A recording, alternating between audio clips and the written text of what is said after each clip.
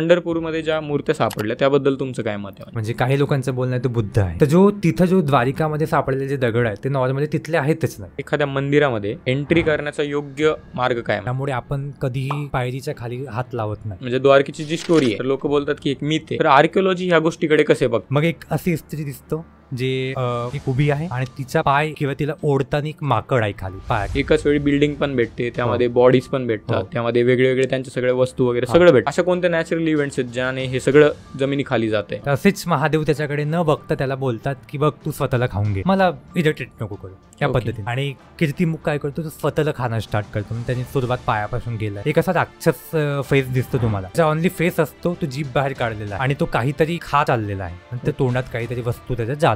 पण एकाचे जसे डावा बाजूचा तुम्ही बघाल ना, त्याचे डोळे असं दिसणार आहेत की तुम्ही आत जाते तो तुम्हाला बघत आहे. आणि उजव्या बाजूचा बघाल ना, तुमच्यावर लक्ष देत आहे की तू बाहेर निघ. मग प्रवेश करताना गर्भगृहामध्ये आपल्याला 3 टाळ्या वाजवायच्या असतात. शिवलिंगाची कधी पूर्ण परिक्रमा करत नाही. राम मंदिर का बनवताय, एवढा खर्च का करताय? की शनिवार वाड्याच्या बऱ्याच स्टोरीज आहेत किंवा भूत होतं. तर जे रायगडाचं जगदीश्वराचं मंदिर त्याबद्दल आपण बऱ्याच गोष्टी आहे, मस्जिद म्हणून बनवलं गेलंय किंवा काय, तर त्याबद्दल तुमचं काय मत आहे? जे आपला टिपू सुलतान आहे, हा टिपू सुलतान म्हणजे हिंदू स्त्रियांना किंवा मग हिंदू मुलांना हा कन्वर्ट करत चाललाय इस्लाम मध्ये. खजुराहो टेम्पल्स आहे, त्याबद्दल एकदा ब्रीफ मध्ये थोडीशी माहिती. इथले जे स्टॅच्यू आहेत म्हणजे ते कामसूत्राला प्रेझेंट करतात, त्याबद्दल लोकांनी त्याला फार चुकीच्या पद्धतीने घेतलंय की मतलब हिंदू कल्चर में ऐसा कैसे दिखाया जाता है, या सगळ्या गोष्टी.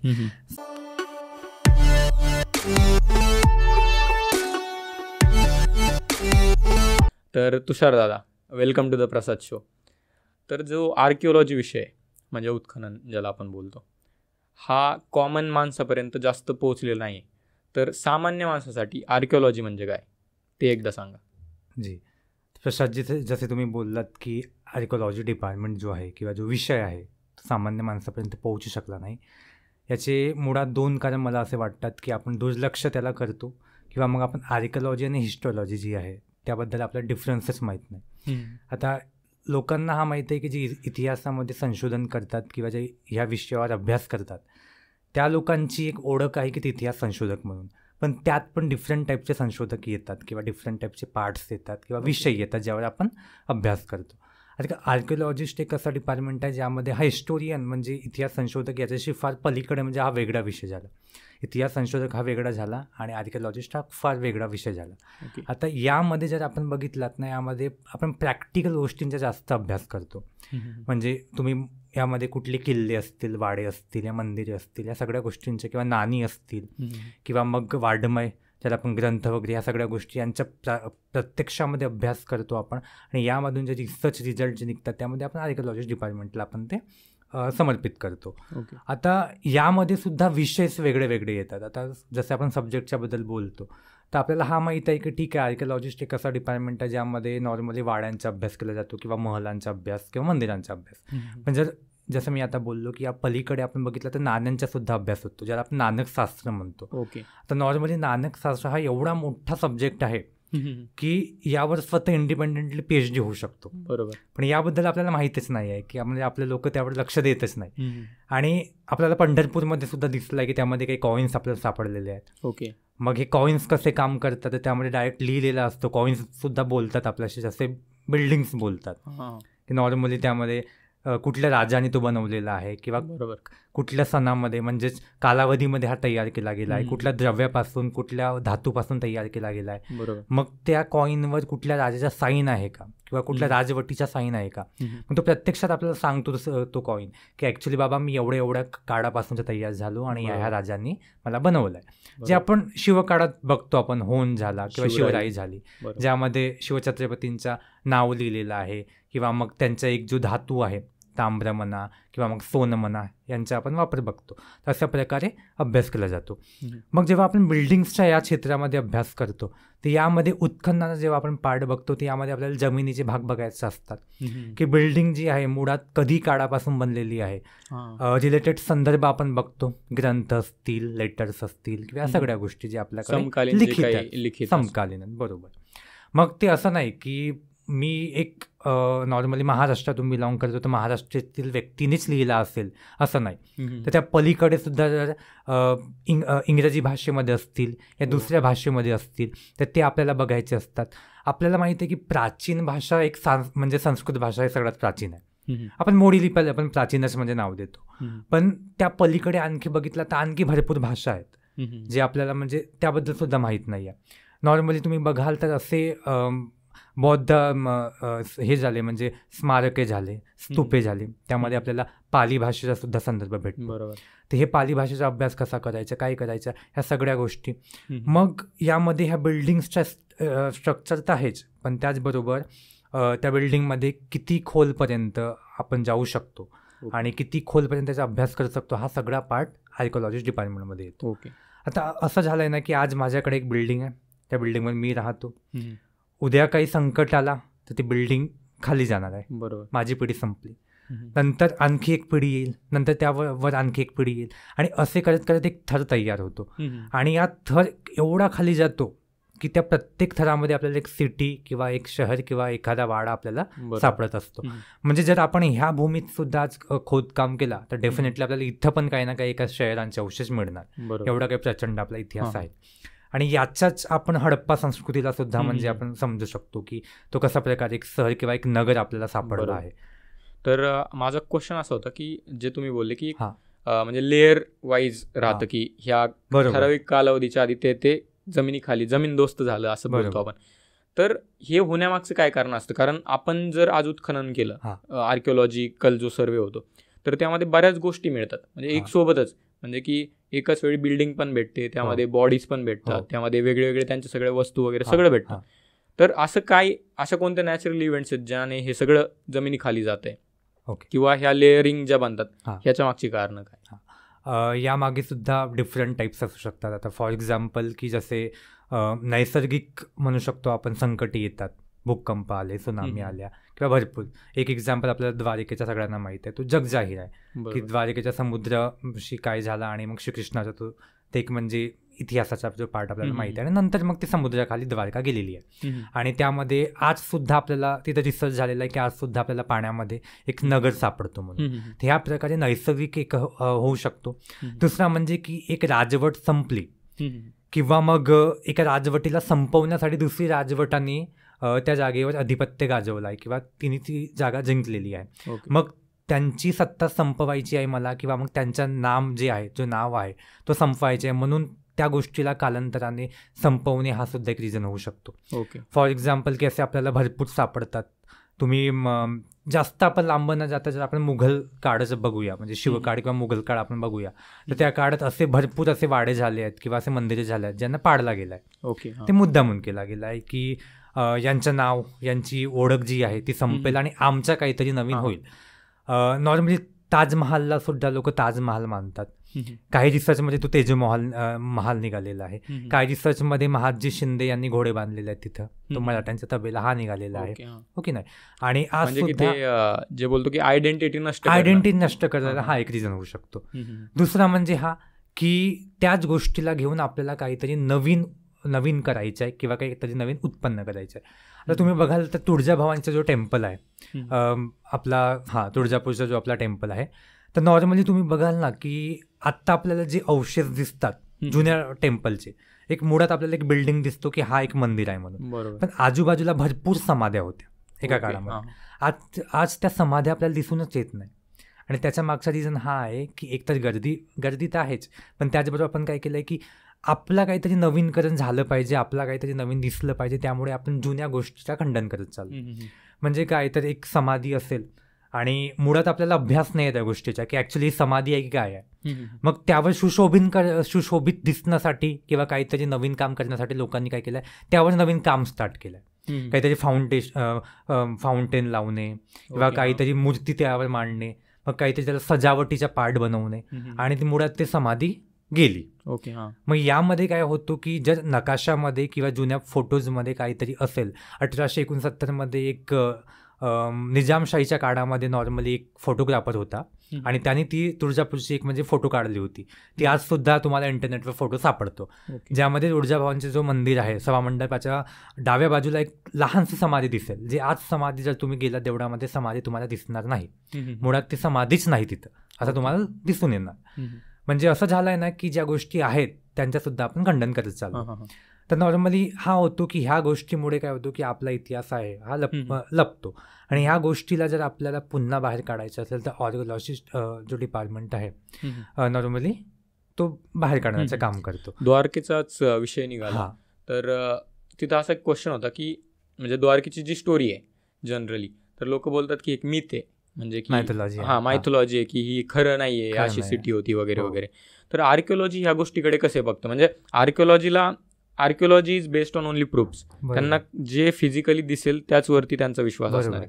तर आर्किओलॉजी ह्या गोष्टीकडे कसे बघतं आणि काही प्रूफ्स आहेत का असे की जे भेटलेले आहेत की जे ते प्रूव्ह करते की ही सगळी थिअरी खरी असू शकते?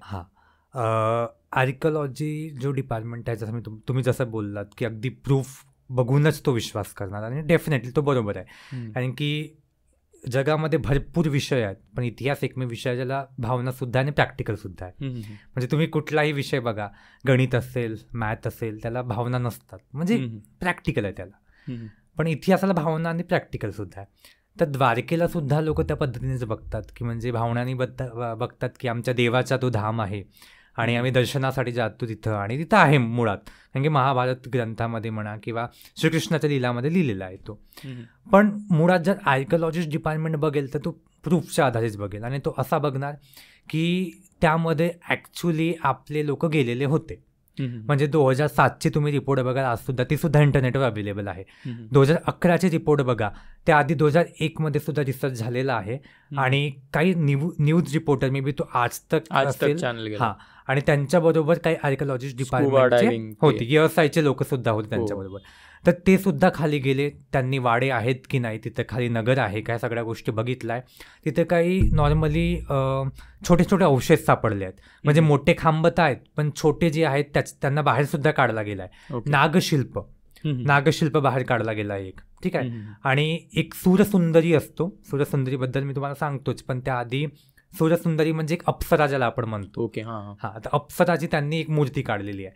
आता जर आपल्याकडे आपण म्हणतो की तो एक मायथॉलॉजीचा पार्ट आहे किंवा मग तो इतिहास नाहीच, तर मग खाली समुद्रामध्ये ह्या गोष्टी काय करणार? बरोबर, हो की नाही. आणि याबद्दल आज आपण 21व्या शताब्दीमध्ये आपण जगत आहोत आणि आज आपण म्हणतो की श्रीकृष्ण जे हा मिथ आहे म्हणून किंवा हा देव नाही म्हणून. मग मुळात महाभारतामध्ये किंवा श्रीकृष्णाच्या जे लीला आहेत किंवा कुठल्याही ग्रंथामध्ये जे कृष्णाबद्दल लिहिलेलं आहे त्या सगळ्यांमध्ये द्वारिकाचा बरोबर उल्लेख कसा काय सापडला आहे? कृष्णाने श्राप म्हणजे समुद्राने त्याला बोलला होता की मी तुझी जागा परत घेणार. कृष्ण म्हणतो की माझ्या जेव्हा समाप्ती होईल किंवा मी ह्या जागेतून जाणार तेव्हा तू परत ही जागा घे आणि अर्धी द्वारिका ही पाण्याखाली आणि अर्धी द्वारिका ही पाण्याच्या वरती आहे. हा कसा काय? बरोबर. तर आर्किओलॉजिस्ट सुद्धा सगळ्यात आधी ग्रंथ वाचतो, म्हणजे संदर्भ वाचतो की ॲक्च्युली बाबा इथे काय काय आहेत. नाही असं नाही की आपण बस एक सहजपणे इंटरनेटवर एक कुठली तरी गोष्ट ऐकली आहे आणि नंतर आपण त्यावर शोध केला, असं नाही. तर आपल्याकडे जे जे उल्लेख असतात लिखित आणि मौखिक, जे लोक बोलतात त्यांच्याकडून सुद्धा आणि जे लिहिलेले आहेत त्यांच्याकडून सुद्धा आपण सगळं वाचतो. वाचल्याच्या नंतर मग आपण रिसर्च करतो. काही गोष्टी असतात सेफ्टी यूज करायला लागतो, पाण्यामध्ये उतरणं छोटी गोष्ट नाही आहे, त्यामुळे सेफ्टी तर असतोच. पण त्याचबरोबर डिफरंट टाईपचे लोक आपल्याकडे असतात. म्हणजे एक टीम असतो, डॉक्टर्सची टीम असतो आपल्याकडे. डॉक्टर वर बसलेला असेल की तो असेल. कॅमेरा असतात, जो वॉटरप्रूफ कॅमेरा असतो आपल्यासोबत, जो इथं किटला लावलेला असतो आपल्या, की तो ॲक्शन कॅमेरा जो खाली जाईल आणि तो बघेल की सगळं काही ॲक्च्युली काय आहे की हे नॉर्मली आपल्या तोंडाने सांगत आहेत. बरोबर, है ना. त्या सगळ्या गोष्टी प्रूफ होतात नंतर. आणि असं नाही की म्हणजे आपल्याला आपण मुद्दामून जेव्हा त्या पाण्यात ते जेव्हा ESIचे लोक घुसले तेव्हा त्यांना मुळात हा प्रूफच करायचा आहे की बाबा तिथे द्वारिका होतीच म्हणून. ते ह्या आयडियोलॉजीना गेलेच नाही. त्यांचे ते गेले होते आपल्या काम करायला आणि काम करताना त्यांना सापडेल त्यांनी सांगितलं आहे. आणि नॉर्मली दगडांच्या, जसं मी तुम्हाला बोलले की जसं नानी बोलतो तसं दगडसुद्धा बोलतात.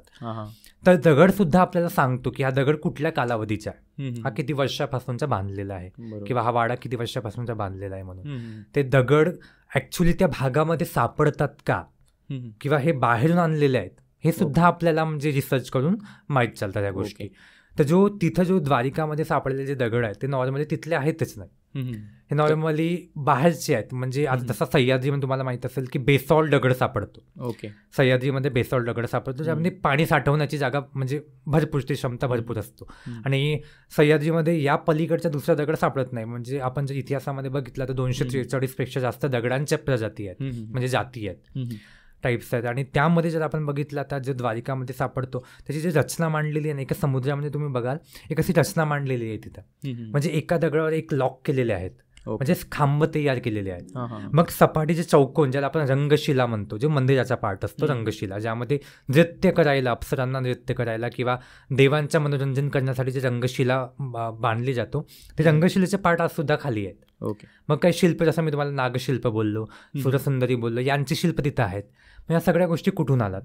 आणि 21व्या सदीमध्ये कोणीही स्वतःला खरं प्रूफ करण्यासाठी माझ्या मते तो तिथं मांडणार तर नाही, पॉसिबलच नाही. बरोबर. आणि एवढ्या पाण्याखाली जाऊन म्हणजे फक्त एक पॉईंट प्रूव्ह करण्यासाठी एवढी तर रिस्क कोण घेणार नाही. म्हणजे तुमचं असं म्हणणं आहे की त्याचे प्रूफ्स पण आहेत आणि लोक ते सिद्ध पण करू शकतात. आणि ESIकडे मुळात त्याची रिपोर्ट सुद्धा आहे. बरोबर. जे आपल्याकडे रामन मंदिराची रिपोर्ट निघालेली आहे आणि ESIने लिहून दिलं आहे, न्यायालयाला आपला कोर्टकडून सिग्नेचर दिलेलं आहे की बाबा इथं म्हणजे सगळा काही रिसर्च झालेला आहे आणि या रिसर्च बघूनच आम्ही याला म्हणजे सहमती. हे सगळं लिखित स्वरूपामध्ये आज सुद्धा अवेलेबल आहे. अजून आपण एका पॉईंटवरती येऊया की ज्यावेळी आपण बोललो की म्हणजे मागं जे विठ्ठल मंदिरात निघलं पंढरपूरमध्ये की मूर्त्या निघाल्या आणि त्याच्यासोबत नाणी वगैरे निघाली, तर ह्याला जे आर्किओलॉजी आहे म्हणजे त्या अँगलने कसं पाहिलं जाते? कारण स्टोरीज तर इंटरनेटवरती खूपच म्हणजे व्हायरल होतात की हे असं असेल तसं असेल, हे कोणीतरी त्यावेळी ठेवलं असेल किंवा टाईम लाईन्स लावले जातात, म्हणजे लोक अंदाज लावतात. तर पंढरपूरमध्ये ज्या मूर्त्या सापडल्या त्याबद्दल तुमचं काय मत आहे? म्हणजे पंढरपुरामध्ये ॲक्च्युली पंढरपूर बघितलं तर फार वादग्रस्त देवळापैकी एक येतो आपल्या महाराष्ट्रामध्ये, कारण की भरपूर लोक त्याला वेगळ्या वेगळ्या विठ्ठलाला, मुळात जो विठ्ठलाची मूर्ती आहे त्याला वेगळ्या वेगळ्या स्वरूपामध्ये बघतात. म्हणजे काही लोकांचं बोलणं आहे तो बुद्ध आहे, काही लोकांचं बोलणं आहे तो ॲक्च्युली विठ्ठल आहे, काही कृष्णाशी त्याला कम्पेअर करतात किंवा काही हरिहर म्हणतात त्याला, काही शिव म्हणतात. तर ह्या प्रकारे डिफरंट आयडियॉलॉजी किंवा विचार जे येतात लोकांचे त्या पद्धतीनं आहे. मी ॲज अ आर्किओलॉजिस्ट स्टुडंट म्हणा किंवा मग ॲज अ हिस्टोरियन म्हणा, मी त्याला कुठलाही म्हणजे हा बघणार नाही की हा कुठलाही म्हणजे देवी देवतांचं स्वरूप म्हणून. माझ्यामध्ये तो देव आहेच, कारण की मी स्वतः म्हणजे त्याला पूजतो, माझ्यासाठी देव आहे. पण जर मी आपल्या जॉबवर बघितला तर मला सगळं त्याचं स्टडी करावे लागेल. ओके. जे आत्ता जी मुळात जी मूर्ती आहे स्थापित केलेली ती मुळात विष्णूची मूर्ती आहे. विष्णू म्हणजेच आपला कृष्ण ज्याचा अवतार आहे आणि कृष्णाचा अवतार झालेला विठ्ठल जे आपण त्याला म्हणतो, आणि त्याचे साक्ष सापडले आहेत. ते मी जे बोलतो असं नाही, त्याचे साक्ष सापडले आहेत. तुम्ही जर गौतम बुद्धाला बघाल तर गौतम बुद्ध हे कधीही आपल्या हातामध्ये शंख किंवा पद्म, ज्याला आपण कमळ म्हणतो, ते हातात घ्यायचे नाही, कमरीवर त्यांचे हात ठेवायचे नाही. या सगळ्या गोष्टी आहेत. आणि मुळात त्यांचा जो विठ्ठलाचा जो मुकुट आहे, मुकुटावर शिवलिंग आहे. तर गौतम बुद्ध हे कधी हे मुकुट घालून शिवलिंगाचा मुकुट ते कधी म्हणजे वापरणार तर नव्हतेच, मला असं वाटतं. आणि मुळात जे गौतम बुद्ध जे सिद्धार्थ होते त्यानंतर ते गौतम बुद्ध झाले, त्यानंतरच्या कालावधीमध्ये ते कधी मुकुटसुद्धा वापरायचे नाही. तर त्यामुळे ते त्यांना आपण गौतम बुद्ध बोलूच शकत नाही, त्याला विठ्ठलच मानूया. आणि आत्ता जे सापडलेले आहेत मूर्ती ते मुळात ते सुद्धा म्हणजे विष्णूच्या अवताराचीच आहेत. तुकाराम महाराजांच्या काही ओव्या तुम्ही वाचाल त्यामध्ये डायरेक्ट असं लिहिलेलं आहे किंवा संत नामदेवांच्या ओव्यामध्ये लिहिलेलं आहे की हा भगवान जो आहे हा चतुर्भुजेचा आहे. आणि हा चतुर्भुज घेऊन एकाला बालकासारखा एकाला आईसारखा हा पाडत असतो, ते बोलतात आपल्या ओव्यांमध्ये. त्यामध्ये तुम्ही बघाल तर एका हातामध्ये जे मूर्ती सापडलं त्यामध्ये तुम्हाला पद्म मिळेल किंवा शंख मिळेल, गद मिळेल, ह्या सगळ्या गोष्टी आहेत. आणि मुळात ज्या ठिकाणी त्या सापडल्या आहेत तो एक तैखान्याचा पार्ट. आता हा तैखाना कधी बुजवला गेला आहे किंवा तो त्याच्या मागचा रिझन काय हा विषय वेगळा झाला आहे. ठीक आहे.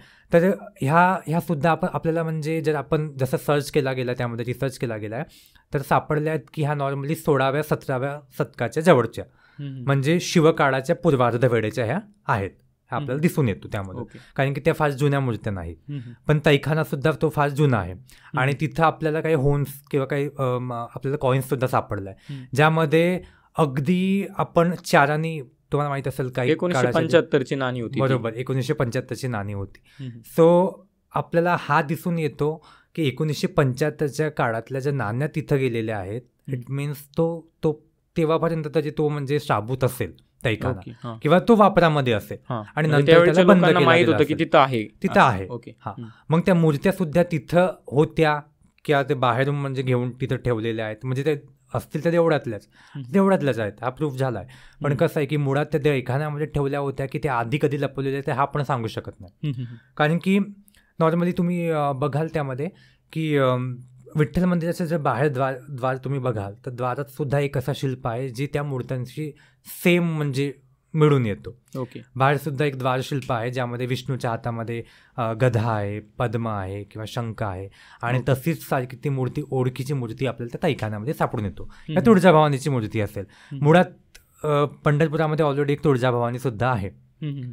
तर मग मला वाटतो की ते ऑलरेडी त्या मंदिराच्याच आहेत त्या मूर्त्या, बट त्यांना लपवला कधी गेलेला आहे आपण सांगू शकत नाही. ओके. आता काही लोकांचा असा सुद्धा आला आहे, काही लोक प्रश्नसुद्धा विचारतात की शिवकाळामध्ये महाराजांनी जे आहे मूर्ती लपवायला सांगितलं होतं, जेव्हा अफजल खानाचा आपला पंढरपुरावर जेव्हा म्हणजे एक झाला होता, त्याने प्राणघातक हमला त्याने केला होता आणि मंदिर तोडण्याचा भूतसिकस्त तो स्वतःला बोलवून घ्यायच्या मूर्ती तोडणारा म्हणून, आणि त्याच्या पंढरपूर तोडायला सुद्धा त्याने सुरुवात केला होता. ओके, सो तेव्हा शिवकाळामध्ये महाराजांनी लपवलेली आहे म्हणून. ओके. तर मुळात बघितलं तर 4 वेळा मूर्ती लपवली गेली आहे, नॉट ओनली शिवकाळ, बट असं म्हणजे 4 वेळा लपवली गेली आहे. पण 4घ्या वेळा मूर्ती बरोबरपणे तिथंच आणली गेली आहे. आता काही लोकांचा असं पण सुद्धा बोलणं येतो की मूळ मूर्ती जी आहे ती आहे जी तैखानात सापडलेली आहे, ओके.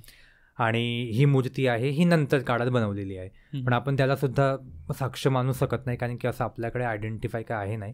कारण की आपल्याकडे जेवढंही लिखित स्वरूप सापडतो त्या सगळ्यांमध्ये आपल्याला त्यानुसार हाच ते- येतो की बरोबर. भगवान 2 हात कमरीवर आहेत आणि 2 हातामध्ये असे लक्षणे आहेत म्हणून. सो या गोष्टी आहेत. तर आपण आता मंदिरांबद्दल बोलूयात. म्हणजे मी जेवढ्या मंदिरांमध्ये गेलोय, तर मंदिरांच्या बाहेर ना कोरीव काम असतात. हो. म्हणजे वेगळ्या वेगळ्या मूर्त्या वगैरे बनवलेल्या असतात. तर म्हणजे एक सामान्य माणूस म्हणून मला माहीत नाही आहे त्या मूर्त्या कशाच्या आहेत. पण बऱ्याच वेळी मी पाहिलं की काही लोक आहेत, बरेच लोक जे प्रदक्षिणा वगैरे घालतात, तर त्यावरती पण तुम्ही सांगा की प्रदक्षिणा वगैरे त्या रिलेटेड. पण बरेच लोक त्या सगळ्या मूर्त्यांना पाया पडत जातात. तर मूर्त्यांबद्दल सांगा, ते कोरीव कामाबद्दल सांगा मंदिरांच्या बाहेरचं. आणि वेगळ्या वेगळ्या टाईपचे जे मंदिर आहेत, म्हणजे की शिव मंदिरांचा एक वेगळा काय बोलतो आपण ढाचा स्ट्रक्चर असतं, असं प्रत्येक मंदिरांचं स्ट्रक्चरबद्दल पण सांगा जरा. मंदिराला जर बघितलं आपण तर मंदिर एक नॉर्मली माणसाच्या स्वरूपामध्ये म्हणजे तयार केला गेला आहे. शिल्पशास्त्र जेव्हा तुम्ही वाचता तेव्हा त्यामध्ये आपल्याला समजून येतो की मंदिर एक प्रकारने जसं आपल्याला बॉडीचे पार्ट आहेत, म्हणजे आपली एक रचना आहे की आपला डोळे आहेत, आपला उदर आहे, आपला पोट आहे, आपली छाती, या प्रकारे मंदिराची सुद्धा एक रचना तशी तयार केली गेली आहे जे आपल्याला दिसून येतो.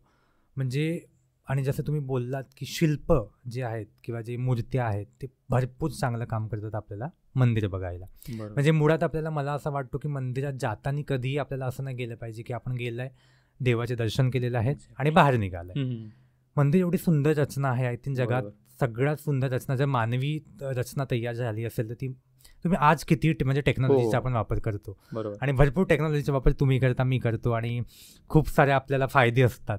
पण जी रचना त्या काळात तयार केली गेली आहे ती एकदम म्हणजे प्रशंसाजनक. आणि हा पॉईंट एकदम म्हणजे रिलेटेबल आहे की मी पण बऱ्याच लोकांना हे बोलतो की तुम्ही मंदिरात जा, दर्शन पण घेताय बरोबर, पण मी बऱ्याच वेळी मंदिरात जास्त वेळ मंदिर पाहण्यासाठी लावतो की दर्शन तर घेतोच ऑफकोर्स, पण फक्त मग जायचं, दर्शन करून बाहेर यायचं असं नाही. पूर्ण मंदिर पाहायला, आणि मंदिराचं जे स्ट्रक्चर असतं बाहेरून, डिझाईन असतं, कोरीव काम कशा प्रकारे, कारण आजकाल जर आपण पाहिलं तर नक्षीकाम जर दगडावरती करायचं गेलं, थोडं जरी फसलं तरी दगड चेंज करायला लागतो. आणि त्यावेळी एवढी मोठी, म्हणजे जर एक्झाम्पल घ्यायचं झालं तर वेरूळचं कैलास मंदिर, आणि खास करून जी शंकराची मंदिर आहेत, महादेवाची मंदिर, तर त्या मंदिरामध्ये स्ट्रक्चरमध्ये जास्तच बारकावे असतात. तर जे वेरूळचं मंदिर आहे कैलास टेम्पल, तर ते मी पाहिलं होतं. तर ते म्हणजे एकदम एका साध्या म्हणजे सामान्य माणसाच्या नजरेने तर ते खूप मोठं मंदिर आहे. बनवलं कसं असेल तर हे तर इमॅजिनेशनच्या बाहेर आहे. पण तिथे सुद्धा आम्ही ज्यावेळी आपण बाहेर फिरतो त्यावेळी म्हणजे किती पण वेळ घालवला, म्हणजे खूप स्टोरेज दिसतात आणि खूप साऱ्या मूर्ती दिसतात. तर त्याबद्दल सांगा. तर मंदिर बघण्याची पद्धती सुद्धा म्हणजे वेगळ्या असतात. नॉर्मल व्यक्ती नॉर्मल पद्धतीनं बघतो, तो जातो, देवळाचे दर्शन करतो आणि येतो. पण जर आपण बघितलं तर शैलीसुद्धा असतात मंदिराला बनवायच्या, म्हणजे नागर शैली, द्रविड शैली, असं भरपूर, म्हणजे बेसर शैली, फांजना, भूमिजा, असे भरपूर शैली आहेत, उपशैल्या आहेत. म्हणजे अग्निपुराणात जर तुम्ही बघितला तर अग्निपुराणामध्ये एकूण 45 शैलीचे नाव दिलेले आहेत. ओके. हां, म्हणजे 45 प्रकारच्या शैली आहेत मंदिर बांधण्याच्या. आणि त्यामध्ये सुद्धा नॉर्मली आपल्याला 15 ते 20 शैली आपल्याला नागर शैलीमध्ये सापडतात. म्हणजे मुळात आपल्याला 3 शैल्या बघायच्या असतात, म्हणजे अभ्यास करायच्या असतात, जे आपल्याला दिसून येतात. नागर, द्रविड आणि बेसर, या 3 शैल्या. आणि नागर शैली उत्तर भारताची आहे, तर द्रविड शैली ही दक्षिण भारताची आहे, आणि बेसर शैली हे उत्तर कर्नाटक किंवा दक्षिण मध्य यामध्ये ती येतो, महाराष्ट्र आणि कर्नाटक. हा, म्हणजे आपल्या महाराष्ट्रामध्ये भूमज शैली सापडतो, भूमिज, जी भूमीतून उत्पन्न झालेली आहे. ओके. आणि भूमिज शैली ही नागर शैलीची उपशैली आहे. ओके. म्हणजे तुम्ही बघाल ना तर दक्षिणेचे तुम्ही टेम्पल बघाल तर आपल्याला पिरॅमिड दिसतात. पिरॅमिड म्हणजे असे नॉर्मली क्रॉस पिरॅमिड वरती असतात, आणि त्यांचा जो गेट असतो त्याला गोपुरम म्हणतात, गोपुरम बाहेर असतो, ती ओळख म्हणजे द्रविड शैली. आणि जर तुम्ही नागर शैली बघाल तर नागर शैलीमध्ये एक उंच म्हणजे आपल्याला कळस आहे, त्याच्या बाजूला आणखी छोटे छोटे कळस आहेत किंवा मंडप आहेत, ते आपल्याला दिसून येतात, आणि ती म्हणजे नागर शैली. आणि बेसर शैली म्हणजे तर नॉर्मली आपल्याला एक सपाट असतो, म्हणजे जसे पिरॅमिड असतात एक सपाट असतो, आणि त्यावर मांडलेले पायऱ्यांचे शिखर असतात. ओके. ती म्हणजे बेसर शैली. आता तुम्ही बोललात की मंदिर कसं बघायचं आपल्याला, शिल्प काय काम करतात, तर प्रत्येक शिल्प आपल्याला काहीतरी स्टोरी सांगत असतो. जसे फॉर एक्झाम्पल मी मगाशी बोललो तुम्हाला सूरसुंदरी, अप्सरा. तर जेव्हा मंदिरामध्ये तुम्ही अप्सरांना बघाल ना, तुम्ही खिद्रापूरला जा, किंवा मग तुम्ही कोपेश्वरला जा, किंवा मग तुम्ही अंबरनाथला जा, किंवा जास्त न जाता पुण्याच्या जवळ आपला जो भोलेश्वराचं मंदिर आहे तिथं जा, ते तुम्हाला एक स्त्रियांचे दिसतात. काही म्हणजे एक स्त्री आहे जी बाळाला हातात घेतलेली आहे, किंवा एक मुंडकं आणि मूर्ती तिथले डॅमेज आहेत भोलेश्वरच्या, मी जाऊन आलो. हा, डॅमेज आहेत, बरोबर. तर काय आहेत की आपल्याला एक संदेश देतात की आपल्याला काही गोष्टींना तिथंच मंदिराच्या बाहेर सोडून आत जायचं असतो, म्हणून ते आपल्याला संदेश देत असतात. नॉर्मली बघाल तुम्ही एक स्त्री आहे जी हातामध्ये एक हतियार घेतलेली आहे, आणि एका हातामध्ये ती एक डोकं घेतलेली आहे. ओके. तर ती सांगत असतो आपल्याला की मंदिराच्या आत प्रवेश करताना तुला आपला मान किंवा घमंड तो आपल्याला इथंच दान करावे लागणार. ओके. आणि मग तू आत जा. इगो. मग एक अशी स्त्री दिसतो जे एक उभी आहे, आणि तिचा पाय किंवा तिला ओढताना एक माकड आहे खाली, पायाखाली. ओके. तर आता हा माकड आहे तुमच्या आतला काम. ओके. तो तुम्हाला थांबवत आहे की नको जाऊ, तुला इथं जाऊन काही, आपण म्हणतो ना आजच्या तारखेमध्ये की मंदिरात फार कमी लोक जातात किंवा जातात, तर ते नॉर्मली फोटोज किंवा ह्या सगळ्या गोष्टीसाठी जातात. तर तोच की तिथे जाऊन काही अर्थ नाहीये, तू जाऊ नको म्हणून, पण ती तरी सुद्धा त्याला हटकवून तीच पुढे चाललेली आहे आणि मंदिरात प्रवेश करत आहे. बरोबर. मग एक अशी स्त्री आहे तिच्या पायाला काटा लागलेला आहे, म्हणजे काटा लागलेला आहे, आणि एक लहान बाळ काटा काढत आहे. तर त्याचा मिनिंग असा की पायामध्ये भरपूर कष्ट आले आहेत आपल्याला, म्हणजे मंदिरापर्यंत यायला भरपूर कष्ट झाले, तरी सुद्धा ती मंदिरात चाललेली आहे. म्हणजे ह्या सगळ्या 16 प्रकारच्या आपल्याला सूरसुंदऱ्या दिसतात, आणि ह्या वेगळे वेगळे आपल्याला मेसेज देतात की मंदिरात जाण्याच्या आधी तुला असे असे काम करायचे आहेत, तेव्हा तू आज जाऊ शकतो. नंतर आपल्याला कीर्तिमुख सुद्धा दिसून येतो. ओके. कीर्तिमुखाची खूप सुंदर म्हणजे कथा आहे, पौराणिक कथा आहे. कीर्तिमुख म्हणजे काय? नॉर्मली कीर्तिमुख साऊथच्या टेम्पल्समध्ये किंवा महाराष्ट्रामध्ये सुद्धा दिसून येतो, पण आजच्या हल्ली म्हणजे टेम्पल्समध्ये कमी झाला आहे, पण साऊथमध्ये आज सुद्धा दिसून येईल. एक असा राक्षस फेस दिसतो तुम्हाला, त्याचा ऑनली फेस असतो, तो जीभ बाहेर काढलेला आहे, आणि तो काहीतरी खात चाललेला आहे, म्हणजे तोंडात काहीतरी वस्तू त्याच्या जात आहेत. तो कीर्तिमुख तो आपल्याला एकतर सगळ्यात मंदिराच्या सगळ्यात बाहेरच्या पार्टला किंवा पायरीच्या सगळ्यात खाली दिसेल. ओके. म्हणजे तुम्ही जेव्हा पायरी क्रॉस करता गर्भगृहाची, तुम्हाला तिथे दिसून येतो. आणि खूप किल्ल्यांवर सुद्धा कीर्तिमुख दिसून येतो आपल्याला. हा कीर्तिमुखाची कथा अशी आहे, कथा सांगतो मी तुम्हाला, की राहू आणि महादेवाचा एक छोटासा भांडण झाला, आणि राहू जो आहे तो महादेवांना म्हणजे खूप जास्त म्हणजे त्यांना तप करू द्यायचा नाही आणि परेशान करायचा. त्यामध्ये महादेवांनी त्याचा नाईलाज म्हणजे त्याला नाश करण्यासाठी महादेवांनी काय केला की एक नवीन राक्षसाची उत्पत्ती म्हणजे महादेवाने आपल्या जटातून केला, आणि जो राक्षस निघाला तो होता कीर्तिमुख. ओके. आणि राहू म्हणतो महादेवाला की देवा म्हणजे एवढा प्रचंड राक्षस आलेला आहे आणि आता हा मला खाणारच आहे, पण त्याआधी मी तुला माफी मागतो, मला क्षमा कर, यापुढे मी तुला कधीही त्रास देणार नाही. आणि त्याची क्षमा बघून महादेव त्याला क्षमा करतात. इकडे राहूला खाण्यासाठी जो कीर्तिमुख जन्माला आला होता तो महादेवाला प्रश्न करतो की महादेवा आता माझ्या काय. ओके. हा म्हणजे तू सांगितलं हो मी काय खाऊ आता, कोणाला खाऊ मी. बरोबर. तर मग महादेव काय करतात की एक असतो ना, आपण म्हणतो ना, जशी एक आई आपल्या बाळाला म्हणतो की आई मी काय खाऊ, तर आई म्हणतो ना की बघ डब्यामध्ये जो असेल घरी तो खाऊन घे.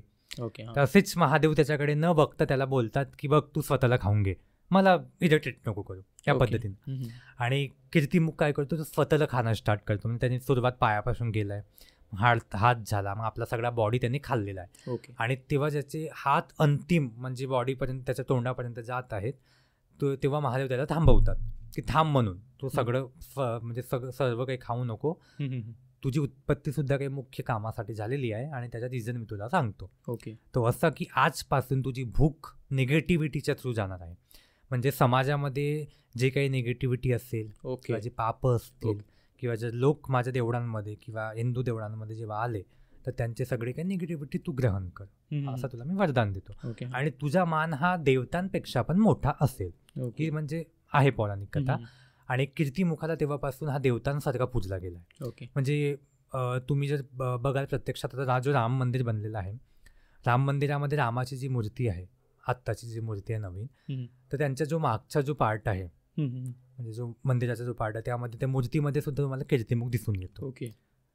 किंवा नॉर्मली तुम्ही मराठी फॅमिलीजमध्ये बघाल ना, तर विठ्ठलाची मूर्तीचा जो मागचा जो पार्ट असतो है ना, एक सिंहासनाचा जो पार्ट असतो मागे, त्याला सुद्धा कीर्तिमुख असतो. मागचा पार्ट म्हणजे तो सर्कलवाला पार्ट जो असतो त्याला. आणि आणि आज तुम्हाला भरपूर मंदिरामध्ये तुम्हाला म्हणजे मिळतात, कीर्तिमुख मिळतो. तर कीर्तिमुख हा निगेटिव्हिटी खाण्यासाठी असतो.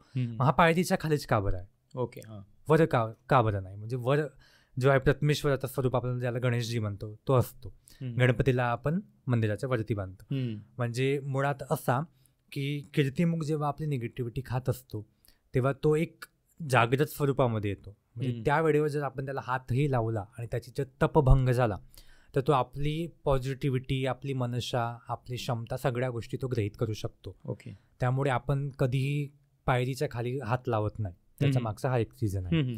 आणि मुळात आपल्याला गणेश म्हणजे प्रथमेश्वर, चिंतामणी म्हणजे चिंताला हरणारा. त्यामुळे आपण जी पहिली पायरी आहे किंवा मग जिथे गणपती आहे तिथे आपण नॉर्मली हात लावतो, मग त्याला स्मरण देतो की देवा आम्ही आलोय म्हणून. तर मग एखाद्या मंदिरामध्ये एंट्री करण्याचा योग्य मार्ग काय, म्हणजे की कशी आपण मंदिरामध्ये एंट्री घेतली पाहिजे? नॉर्मली बघितलं तर प्रत्येक देवी देवतांचं वेगळं मंदिर आणि त्यांना बघण्याची पद्धत वेगळी असतो आणि प्रवेश सुद्धा वेगळ्या पद्धतीने करावेच लागतो. जसं आपल्याला माहिती आहे सगळ्यांना की नंदी जर बाहेर आहे, ओके, म्हणजे शिवाच्या टेम्पलमध्ये नंदी आहे, तर नंदीची सुद्धा एक बसण्याची पद्धत असतो. नॉर्मली तुम्ही साताराला गेलात आणि तिथला संगम माऊलीला गेलात, तुम्ही तिथला जो देऊळ आहे, तिथला जो मंदिर आहे, तिथला जो नंदी आहे, नंदीची बैठक बघून आपल्याला असं समजून येतो की नंदी एकदम म्हणजे तो प्रत्यक्षामध्ये असा बसलेला आहे आणि तो कधीही उठू शकतो. ओके. म्हणजे तो कधीही तो तत्पर आहे आपला स्वामीसाठी. स्वामी आत बसलेला आहे त्याचा आणि तो वाट बघत आहे की माझा स्वामी येणार. ओके. आणि तो कधी म्हणजे मला सवारी रेडी स्वरूपामध्ये आहे. म्हणजे एक पाय त्याचा असा उभा मांडलेला आहे आणि एक पाय खाली जमिनीला टेकलेला आहे, ह्या पद्धतीनं. मग तुम्ही त्यांच्या कानाकडे बघाल ना, तर एक कान तुम्हाला नॉर्मली असा बाहेर दिसतो, म्हणजे बाहेर निघालेला दिसतो आणि एक कान लपलेला दिसतो. आणि सेम तुम्ही बघाल तर आपला बारामतीचा जो सिद्धेश्वर टेम्पल आहे, सिद्धेश्वर टेम्पल जो खूप जुना आहे आणि त्यातला नंदी तर प्रत्यक्षामध्ये हा म्हणजे प्रचिती आपल्याला देतो की एक कानाने नंदी ऐकतो ना एक कानाने महादेवाला सांगतो. ओके. म्हणजे महादेवाच्या देवळामध्ये गेलात तर डायरेक्ट आपण महादेवाच्या देवळामध्ये जाऊन त्याला प्रार्थना करून किंवा त्याला मग एक असतो ना की आपण मित्रा घरी गेलो आणि मित्राला ए भाई कैसा आहे उठवलं, तसं नाही करू शकत. ओके. म्हणजे महादेवाला जागवण्यासाठी सुद्धा एक पद्धत आहे. ओके. म्हणजे गर्भगृह एक अशी वास्तुशैलीचा एक पार्ट आहे ज्यामध्ये सगळा अंधार, जास्त लाईट नसतात, जास्त कोरीव काम केलं जात नाही. बरोबर. दरवाजे नको, खिडकी नको, प्रकाश नको, अंधार पाहिजे. म्हणजे असा आईचा एक गर्भ असतो ज्यातून सगळ्यांची उत्पत्ती होते, त्याच प्रकारचा तो गर्भगृह. ओके. म्हणजे तुम्ही नॉर्मली जुन्या मंदिरात जाल ना, तुम्हाला एक थंडक महसूस होतो. म्हणजे बाहेर कितीही गरमी असेल पण त्या देवळात गेल्यावर एक थंड वातावरण तुम्हाला दिसून येतो. ओके. आणि हा वातावरण म्हणजे आपल्याला त्या गर्भगृहाची आपल्याला नॉर्मली म्हणजे प्रचिती देतो की बाबा आपण गर्भगृहात आहोत.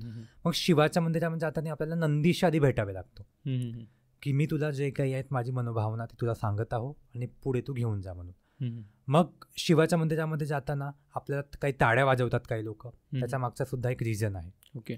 टाळ्या असं का बरं? कारण की देव 2 स्वरूपात आहे, साकार, निराकार, जे आपण म्हणतो. आणि ह्या ग्रंथामध्ये लिहिलेलं आहे, म्हणून मी तुम्हाला सांगत आहो. ठीक आहे. जसं मी तुम्हाला बोललं आहे की आमच्या विषयामध्ये ग्रंथसुद्धा वाचले जातात. तर त्यामुळे मी तुम्हाला हा सांगत आहो की ग्रंथामध्ये हा सुद्धा लिहिलेला आहे की साकार निराकार स्वरूप आहेत.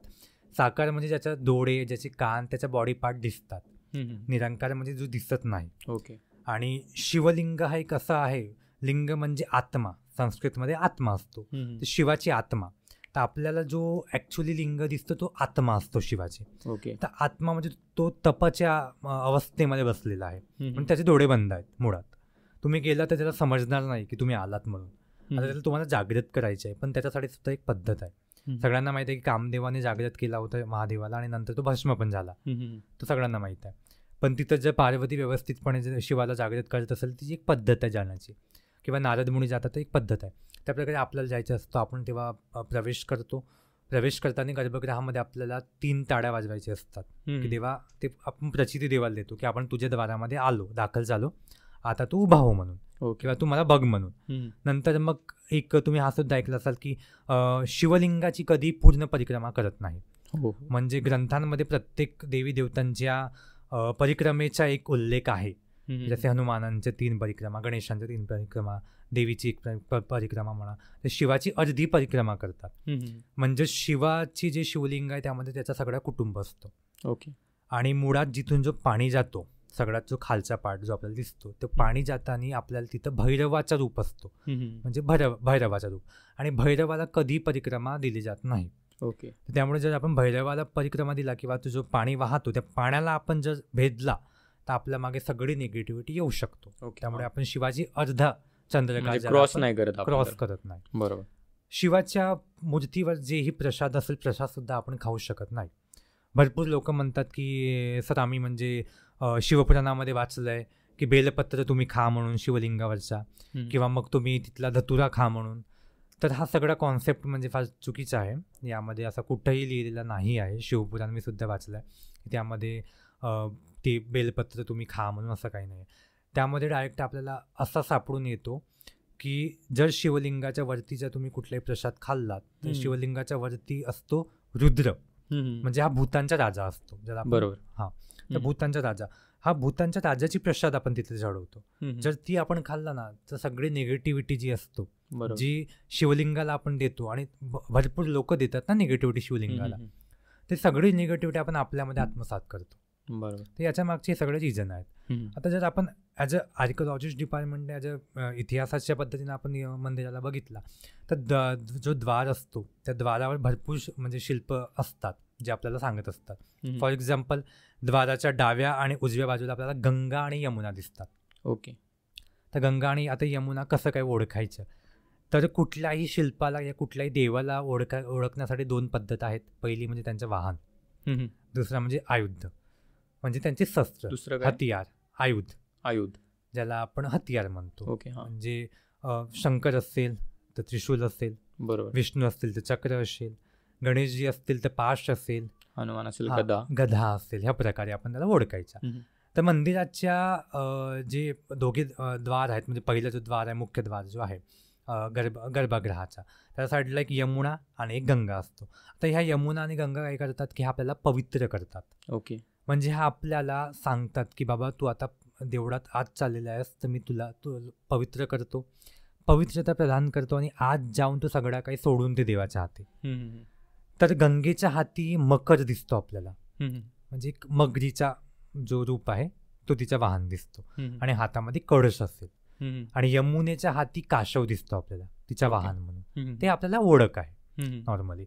मग त्या पलीकडे थोडासा आपण जर आणखी बघितला तर द्वारपाल आपल्याला दिसतात. आता हे द्वारपाल जे असतात ना, हे देवाचे स्वरूप असतात. म्हणजे शिवाचे द्वारपाल असतील तर यांच्या आधी त्रिशूल असेल. ओके. हा.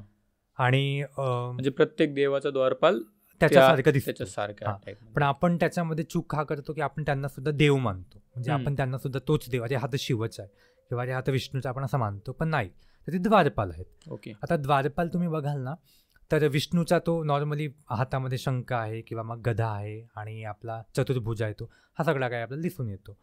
मग यांची सुद्धा एक पद्धत आहे बघण्याची, आणि ही खूप गंमत आहे. यांचे तुम्ही डोळे बघाल ना, आजच्या तारखेमध्ये मंदिरामध्ये या सगळ्या गोष्टी क्लिअर दिसत नाही आपल्याला. पण एकाचे जसं डावा बाजूला तुम्ही बघाल ना, त्याचे डोळे असं दिसणार आहेत की तुम्ही आत जाते तो तुम्हाला बघत आहे. आणि उजव्या बाजूचा बघाल ना, तुमच्यावर लक्ष देत आहे की तू बाहेर निघ म्हणून. ओके. म्हणजे द्वारपाल हे असेच काम करतात जसं ऍक्च्युली एका राजाच्या काळामध्ये द्वारपाल काम करतात किंवा वैकुंठात मूर्ती असून तिचं स्ट्रक्चर असं आहे की जसं ते रिअलिस्टिक. हो, रिअलिस्टिक बनवलेलं आहे. ओके. की ते सांगतात की तू ओके ठीक आहे, तू रेडी आहेस जायला, तू जा, तुला मी जाऊ देतो. आणि ह्या बाजूचा सांगतो तर झालं दर्शन, आता तू बाहेर निघ. अशा प्रकारे त्यांची दृष्टी सुद्धा म्हणजे काम केलेलं आहे. मग त्याच पलीकडे कीर्तिमुख, जसं मी तुम्हाला सांगितलं कीर्तिमुख आहेच. त्याच प्रकारे त्यामध्ये आपल्याला नरस्तंभ सुद्धा दिसतात, म्हणजे माणसांचे स्तंभ दिसतात त्या गर्भगृहामध्ये. तर माणसाचे स्तंभ काय, तसे फार बारीक काम तिथे केले जातात. युद्ध करताना किंवा पूजा करताना किंवा कोणी हार चढवत आहे देवाला, कोणी दूध चढवत आहे, कोणी पाणी चढवत आहे, ह्या प्रकारे आपल्याला ते असे दिसून येतात. म्हणजे आपल्याला पूजा कसल्या पद्धतीने करायची असतो, काय काय नियम आहेत ते आपल्याला त्या स्तंभावरून क्लिअरली दिसून येतो. ओके. अशा प्रकारे. आणि मुळात शिल्प आपल्याला म्हणजे त्या काळात पण घेऊन जातात की कुठल्या राजाने या कुठल्या कालावधीवरतीच एक प्रश्न होता की जसं आपण म्हणजे आता शंकराच्याच मंदिराचा उल्लेख चालू आहे आपला, तर जे कैलास टेम्पल आहे त्याची जी हिस्ट्री आहे म्हणजे बऱ्याच वेळी त्याला फक्त एक टुरिस्ट डेस्टिनेशन किंवा टुरिस्ट प्लेस म्हणून पाहिलं जातं. तर कैलास टेम्पल आहे जे वेरूळचं, त्याच्याबद्दलची माहिती सांगा, त्याचा इतिहास सांगा आणि त्याचं जे बांधकाम आहे त्याच्याबद्दल जर म्हणजे तुमच्या पॉईंट ऑफ व्ह्यूने काय तुम्हाला काय वाटतं ते पण तुमचं विश्लेषण पण सांगा त्याबद्दल. मुळात कैलास मंदिराला खूप जास्त कथा आहेत.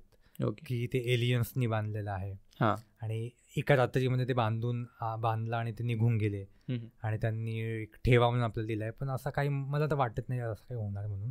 एलियन्स मुळात एवढा काम करणार नाही किंवा ते येणार नाही, केलेलं मानवानीच आहे. आणि सगळ्यांना माहिती आहे की तो आज युनेस्को टेम्पल्समधून वर्ल्ड हेरिटेजमध्ये तो येतो आणि एवढा प्रचंड आणि मोठा ठेवा आपल्या महाराष्ट्रामध्ये, आपल्या भारतामध्ये आहे. ॲक्च्युली प्रशंसाजनक गोष्ट आहे जे काम केलेलं आहे. त्यामध्ये तुम्ही बघाल तर तो दगडामध्ये नॉर्मली आपल्याला माहीत आहे की सगळ्यांना खालून बनवला जातो, पण तो वरून तयार केलेला आहे. आणि कैलास मंदिराचा सगळ्यांनाच माहीत आहे, तुम्हाला प्रत्येक ठिकाणी सापडतो दगडामध्ये कोरलेला आहे किंवा दगडामध्ये काम केलेलं आहे. मग त्यांनी वेगवेगळ्या पार्ट्समध्ये त्याला डिवाईड केलेलं आहे, तो सगळ्यांना माहीत आहे. पण त्या पलीकडे कैलासला बघितलात ना तर आपल्याला एक पूर्ण काही राजवटी दिसून येतात, म्हणजे काही पिढ्या आपल्याला दिसून येतात त्यावर काम केलेल्या. म्हणजे 40पेक्षा जास्त वर्ष काम केलेला तो एकमेव असा मंदिर मला दिसून येतो. ओके. ज्यामध्ये एका पिढीने 40 वर्ष काम केलं आहे, दुसऱ्यांनी परत 40 वर्ष काम केलं आहे, मग तिसऱ्यांनी आणखी 40 आणखी 20 वर्ष काम केलं आहे. असे 150-200 वर्षापर्यंत त्याचं काम केला गेला आहे. मुळात तो कधीही एका राजवटीमध्ये बनलेला आहे असं दिसून येत नाही आपल्याला. म्हणजे तिथले आज पण तुम्ही हत्ती बघाल ना, तिथले हत्ती पण असे दिसून येतात की अर्धा काम झालेलं आहे आणि अर्धा उरलेला आहे. ओके. किंवा मग अर्ध्या असं बहुतेक शिवांच्या मूर्त्या आहेत त्यामध्ये, लहान लहान जे मायक्रो यामध्ये आहेत, लहान लहान ज्यामध्ये त्यांना काम सुरुवात केला गेला होता पण ते थांबलेले आहेत. किंवा अग्नी ज्याला आपण अष्टदिग्पाल म्हणतो त्यामध्ये एक अग्निसुद्धा येतो, अग्निदेव सुद्धा येतो जो आग्नेय दिशेला असतो. एक असा सुद्धा तिथं आहे ज्यामध्ये अर्धा काम केलेलं आहे. ह्या भागचे जटा आहेत डाव्या भागचे, पण उजव्या भागचे जटाच नाही त्याला, म्हणजे जो अग्नीचा जो स्वरूप असतो तो. म्हणजे असे भरपूर त्यामध्ये काम केलेलं दिसून आपल्याला येतो. आणि प्रत्येक स्टोरी म्हणजे प्रत्येक शिल्प, प्रत्येक मूर्ती आपल्याला एखादी स्टोरी सांगतो. जसं रावणाची स्टोरी आपल्याला सांगतो की रावण जो आहे एक इन्सिडेन्स होता जो आपल्याला सतयुगामध्ये घेऊन जातो, किंवा मग आपल्याला तो नॉर्मली महादेवाच्या काळात घेऊन जातो की रावणाने कैलाश उचलण्याचा म्हणजे प्रयत्न केला होता. आणि मग महादेवाची जी एका अंगुठ्याने तो म्हणजे दाबला गेला आणि तो उचलू शकला नाही आणि तो घेऊन जाण्याचा प्रयत्न होताच.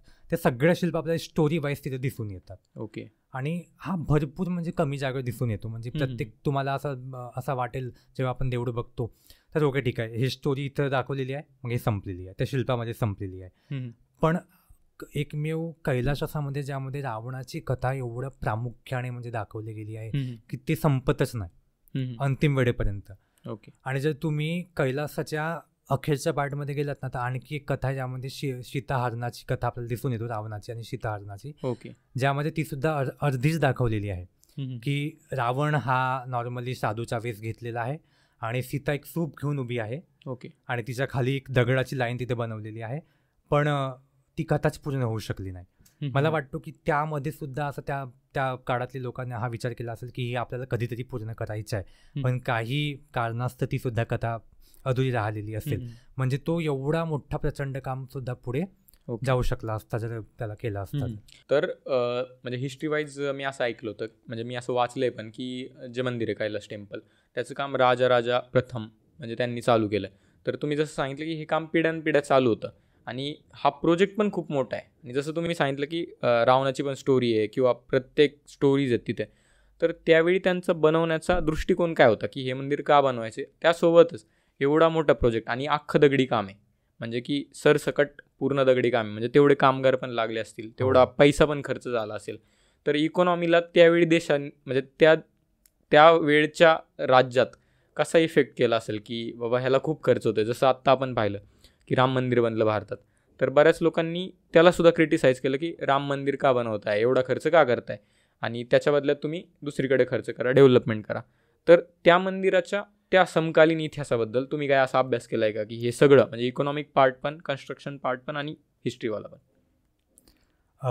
नॉर्मली मंदिराला बघितला तर आपण हा नाही म्हणू शकत की मंदिर ऑनली आपला धार्मिक पद्धतीनंच म्हणजे पूजेसाठी तयार केला गेला, पण तो सुद्धा मग आपण म्हणू शकत नाही.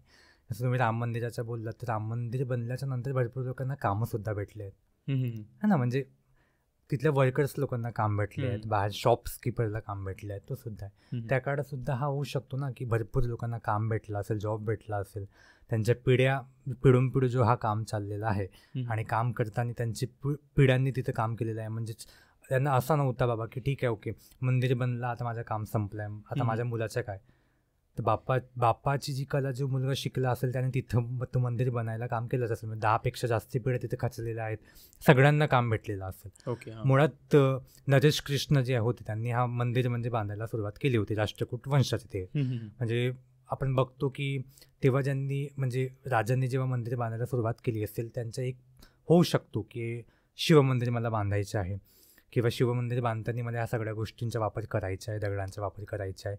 आता नॉर्मली आपला जो सह्याद्री आहे किंवा मग आपला पश्चिम महाराष्ट्र आहे, हा सगळा दगडांचा भाग आपण म्हणतो. आता दगड फोडून तयार करायचे आहेत, मग दगड फोडून तयार करायचे आहेत, तर मग दुसरे दगड न घेता किंवा दुसऱ्या ठिकाणून दगड न आणता इथंच मला तयार करायचे आहेत. मग का बरं मी हा तयार करू किंवा मला पैसे किती लागतात, सगळं त्यांनी विचार केला असेलच आणि लिहून पण ठेवला असेल. पण नॉर्मली जेव्हा आपण बघतो तर जसं मी तुम्हाला बोललं आहे की खालून बनवताना भरपूर टेम्पल मिळतात आपल्याला, पण वरून असं काम करून दाखवणं म्हणजे एकदम अवघडच आहे. आणि जो विचार आपण करू शकत नाही तो पण आहे. कदाचित हा होऊ शकतो की नरेश कृष्णाला हा वाटला असेल की माझी एक वेगळी ओळख झाली पाहिजे, है ना, माझं एक नाव वेगळं झालं पाहिजे की जगात माझं नाव कोणी मिटवू शकणार नाही. बरोबर, त्याने तो पण केला असेल. मुळात शिवभक्त असेलच तो, तेव्हा त्याने कैलास मंदिर बनवण्याचा विचार केला असेल, है ना. आणि जर आपण बघतो तर नॉर्मली कैलास मंदिराच्या आधी सुद्धा काही तिथं गुफा होत्याच, त्या होत्याच. बरोबर, म्हणजे ज्याला आपण आत्ताच्या भागेमध्ये म्हणजे आत्ताच्या पार्टमध्ये आपण ज्यांना बुद्धांच्या गुफा म्हणतो किंवा जैनच्या गुफा म्हणतो, लेण्या म्हणतो, ह्या नॉर्मली म्हणजे 1000पेक्षा जास्त गुफा आज भारतामध्ये अवेलेबल आहेत. आणि त्यात म्हणजे 700पेक्षा जास्त गुफा आपल्या महाराष्ट्रामध्ये अवेलेबल आहे. म्हणजे सह्याद्री बघितलं ना तुम्ही, तुम्हाला एक मार्ग, व्यापारी मार्ग गुफांचा किंवा लेण्यांचा दिसून येतो. बरोबर, की एक डोंगर मग दुसरा डोंगर मग ह्या प्रकारे दिसून येतात. आणि तो पार्ट म्हणजे तो, तर त्यांनी जेव्हा त्या लेण्यांना बघितलं असेल तर त्याच्या मनामध्ये ही गोष्ट आलीच असेल की बाबा एवढ्या सुंदर लेण्या इथं कोरलेल्या आहेत आणि त्याचं देऊळ मी तयार करू शकलो काहीतरी, तर आणखी काहीतरी वेगळं म्हणजे होऊ शकतो आणि देऊळ बनायला स्टार्ट केला असेल. आता जसं मी तुम्हाला बोललं आहे की मंदिर आपल्याला किंवा दगड किंवा नाणी आपल्याला प्रत्यक्षात बोलतात आपल्याशी की मी कुठल्या कालावधीचं आहे, कुठल्या वंशाचं आहे मी किंवा कधी मला बनवला गेला आहे. तर मग कैलास मंदिर सुद्धा आपल्याला हा सांगतो की हा जो राजा होता हा आपल्या काळात किती संपन्न होता. म्हणजे हा एवढा भव्य मंदिर त्याने तयार केलेला आहे जो आज वर्ल्ड हेरिटेजमध्ये येतो. मग तो विचार करा की तो राजा ऍक्च्युली कसा असेल ज्याने हा बनवला असेल. म्हणजे त्याच्याकडे मॅन पॉवर असेलच, बरोबर, पण इकॉनॉमिकली पण तो फार प्रचंड मोठा प्रॉस्पेरिटी असेलच. आता त्याच्या मागचा इतिहास जसं तुम्ही बोललाच की म्हणजे त्या राजाने बनवलाय म्हणून, पण कृष्ण नरेशच्या मुळात आपल्याला फार कमी त्यांच्याबद्दल म्हणजे राष्ट्रकूट राजांच्याबद्दल कमी ऐकायला मिळतो. पण कैलाश मंदिराबद्दल 2-3 कथासुद्धा आहेत. त्यापैकी एक कथा मी तुम्हाला सांगतो की त्यांच्या कारकिर्दीमध्ये युद्ध जेव्हा व्हायचे आणि आपला भारत देश मुळात म्हणजे प्रत्येक सीमा झाली की एक राजवटी एक राजा म्हणजे राहायचाच. फार प्रेमाने हे लोक राहायचे. आणि यांच्याच खानदानीमध्ये 2 राजे होऊन गेले. एक नरेश कृष्ण तर होते आणि एक वसुदेव म्हणून होते, वसुदेव कृष्ण म्हणून सुद्धा होते. आणि हे यांचे जसे रिलेटिव्ह असतात काके चुलते त्या प्रकारे एक होता. आणि यांच्यामध्येच वादविवाद सुरू झालेला होता. म्हणजे यांचा असा होता की राजगद्दी मला प्राप्त करायची आहे, पण कधी, जेव्हा तू संपणार तेव्हा. ओके. असा वसुदेवाचं बोलणं होता. आणि यांनी काय केला, कृष्णाने काय केला, म्हणजे जे नरेश कृष्ण होते यांनी हा बोलला होता की जोपर्यंत देऊळ कम्प्लीट होत नाही तोपर्यंत म्हणजे मी कधी जाऊ शकतो, पण देऊळ जोपर्यंत कम्प्लीट होत नाही तोपर्यंत तू राजगद्दीवर बसायचा नाही. ओके. तर ही सुद्धा एक कथा येतो आपल्याला, म्हणजे हे ऐकू येतो. आणि त्यांनी मुळात त्याच्या राजवटीमध्ये काम थांबवलेला होता. आता हे कथेतून आपल्याला दिसून येतो की त्यांनी म्हणजे 10-15 वर्ष झाले किंवा 40 वर्ष झाले त्यांनी सांगितलंय की बाबा आता काम तुम्ही थांबवून द्या, पुढे नका करू. म्हणजे अर्धवट काम त्याने सोडलंय. नंतर त्याच्या मुलाने तो काम करायला स्टार्ट केलाय, तो आपल्याला दिसून येतो. तर हा एक कारण सुद्धा असू शकतो की त्यांनी हा वैर संपलं पाहिजे, किंवा मग हा जो आहे जो याचा जो म्हणजे काके भाऊ आहे हा कधीच राजगद्दीवर बसायचा नाही आणि माझ्या मुलांना राजसत्ता भेटली पाहिजे म्हणून त्याने हा मुळात केला असेल. किंवा हा होऊ शकतो की त्याच्याकडे सुद्धा मॅन फोर्स संपला असेल. बरोबर. किंवा मॅन पॉवर्स जो आपण म्हणतो हा नॉर्मली म्हणजे तो फोर्स देऊ शकला नसेल. किंवा जे राष्ट्रकूट राजसत्ता आहे नरेशांच्या वेळेवरची कमकुवत झाली असेल आणि दुसऱ्या राजसत्तेने त्यांच्यावर अधिपत्य गाजवलं असेल, हा होऊ शकतो, तो पण कारण असेल. ह्या गोष्टी आपल्याला म्हणजे दिसून येतात. याच सोबत आणखी एक असा प्रश्न होता की जे मंदिर आहे तर ते असं बोललं जातं की वरतून बनवायला सुरुवात केली.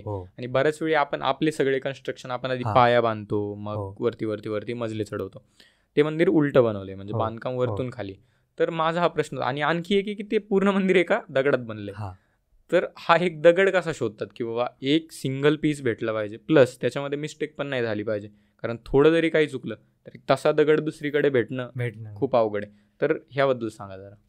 जसं की मंदिर आपण बघतो तर आपल्याला हा समजून येतो की बाहेरून त्यांनी काही दगड आणलंच नाही. म्हणजे त्यांनी जी चट्टान आहे तिथं मुळात जो डोंगर होता तिथूनच त्यांनी काम केलेलं आहे. म्हणजे त्यांना बाहेरून कुठलाही दुसरा दगड आणण्याची आवश्यकता पडली. पण त्यांना ते कसं कळलं की इथंच बनवायचं आहे म्हणून दगड आहे म्हणजे एवढा मोठा. तर तिथं काय झालं की ऑलरेडी लेण्या होत्याच, म्हणजे लेण्या होत्याच. आणि लेण्या असं नाही की ऑनली बुद्धांच्या असतात किंवा जैनच्या असतात, भरपूर लेण्या हिंदू धर्माच्या सुद्धा आहेत, जे आपल्याला तिथे दिसून येतात, मंदिरं आहेत. तर त्यांना डेफिनेटली त्यांनी बघितलं असेल सगळ्यात आधी लेणींचं काम, की लेण्या इथं आहेत आणि काम खूप सुंदर इथं होत आहे. मग जसं मी तुम्हाला बोललो की दगड कुठला, म्हणजे काम करण्यासाठी दगड कुठला आपण वापरतो तो फार महत्त्वाचा असतो. बेसॉल्ट जो दगड आहे, जसं मी तुम्हाला बोललो की पाणी साठवण्याची फार तिथं क्षमता आहे. म्हणजे हा एकदा याच्यावर काम केला गेला तर हा तुटणार, म्हणजे इझिली तुटणार नाही, एवढा मजबूत आहे तो. आणि तिथं मुळात झरे सुद्धा जमिनीवर लागू शकतात, तो आहे. ठीक आहे. मग यांनी हा काम त्यांनी केलं असेल, त्या दगडांनी केलाच असेल. ठीक आहे. आणि मुळात एवढा मोठा प्रचंडमध्ये तो चट्टान कापणं, तर कापायला सुद्धा म्हणजे एक पद्धत असतो. बरोबर.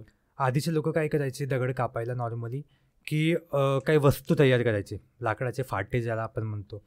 आणि नॉर्मली लोहा म्हणजे फार कमी यूज करायचे ते लोक, लाकडी काम जास्त व्हायचा.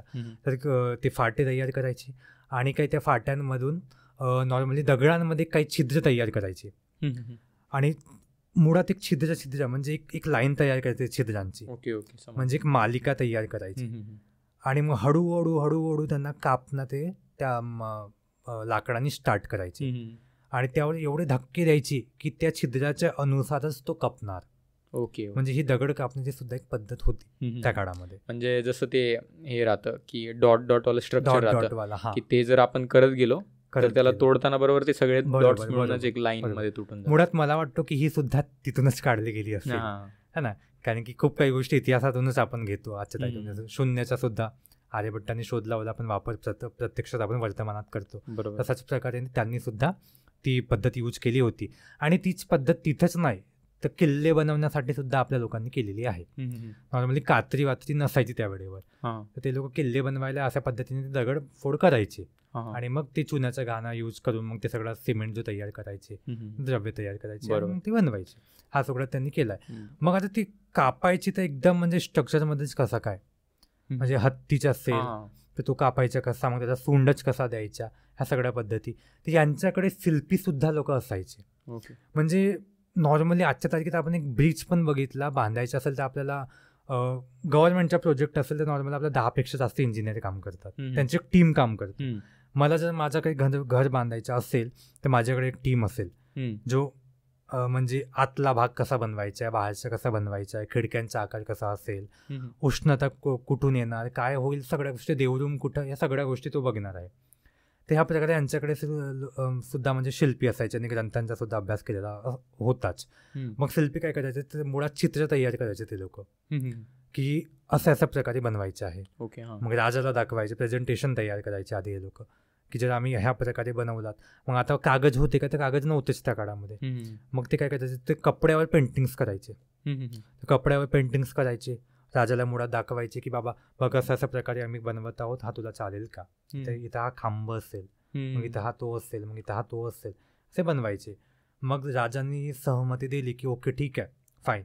मग त्यानंतर मग हे लोक त्यावर काम करणं स्टार्ट करायचे आणि मग शिल्पी लोकांची टीम काम करायची. मग हे लोक जे दगड, जे कारागीर असायचे त्यांना सांगायचे की ह्या प्रकारे तू त्याला म्हणजे स्ट्रक्चर दे, तोडायचं काम कर. ह्या प्रकारे त्यांनी तोडणं स्टार्ट केलं असेल माझ्या मते. बरोबर. दुसरा म्हणजे की हा तर आहेच आहे, पण पिल्लर सुद्धा आणखी आपल्याला तिथे दिसून येतात की अर्धे आहेत म्हणून, म्हणजे काम झालेलं नाही किंवा तुटलेले आहेत. मुळात भरपूर पार्ट कैलास मंदिराचा तुटलेला आहे, जे आपल्याला कोणी सांगत नाही, तोडलेला आहेच. म्हणजे मग तो आता मुघल काळामध्ये असेल किंवा त्यातला आधीच्या काळामध्ये असेल, आपण सांगू शकत नाही कधी तोडला आहे, पण तोडलेला आहे हा निश्चित आहे. मग खांब्याच्या वरतीचं काम, भरपूर खांब असतात जे म्हणजे कम्प्लीट नाही आहेत, अनकम्प्लीट आपल्याला दिसून येतात. आता हे कम्प्लीट का बरं नाही, जसं मी तुम्हाला बोललं आहे की कधी काहीतरी अशी प्रॉब्लेम झाली असेल त्यामुळे त्याने थांबवलेलं असेल. मग ते मानवीकरणामुळे असेल किंवा नैसर्गिक असेल किंवा मग राजसत्ता बदलल्या त्यामुळे असेल. बरोबर. तर नाही म्हणजे आता जसं तुम्ही तो कन्स्ट्रक्शनचा पण मुद्दा बोलले की बांधकाम करताना जसं आत्ताच्या काळात इंजिनियर्स असतात, सपोज एखादा प्रोजेक्ट तर 10 ते 15 इंजिनियर असतात, तरीसुद्धा बांधकाम पडतंच. म्हणजे की 1 महिन्यात आत्ता लास्ट न्यूज होती जी बिहारचे ब्रिजेस वगैरे, म्हणजे इंडियामध्ये काहीतरी 1 महिन्यात 15 का 16 ब्रिजेस पडलेले एका महिन्यात. मग आत्ता सगळं आहे आपल्याकडे, मॉडर्न टेक्नॉलॉजी आहे, इंजिनियर्स आहेत, सगळे सुशिक्षित लोक आहेत, तरीसुद्धा बांधकाम आपलं पडतंय. आणि त्याच्यासोबत जसं आपला किल्ल्यांचा पण विषय निघाला, तर आपण आता त्या दिशेला थोडंसं जाऊयात. तर जे जुनं किल्ल्यांचं बांधकाम होतं, म्हणजे किल्ला ओव्हरऑल एक स्ट्रक्चर, म्हणजे आता कसं आपण आता राहायला जर विचार केला तर आपलं गाव असतं, गावाच्या आजूबाजूला घरं असतात किंवा एक म्हणजे पर्टिक्युलर स्ट्रक्चर असतं एका सिव्हिलायझेशनला.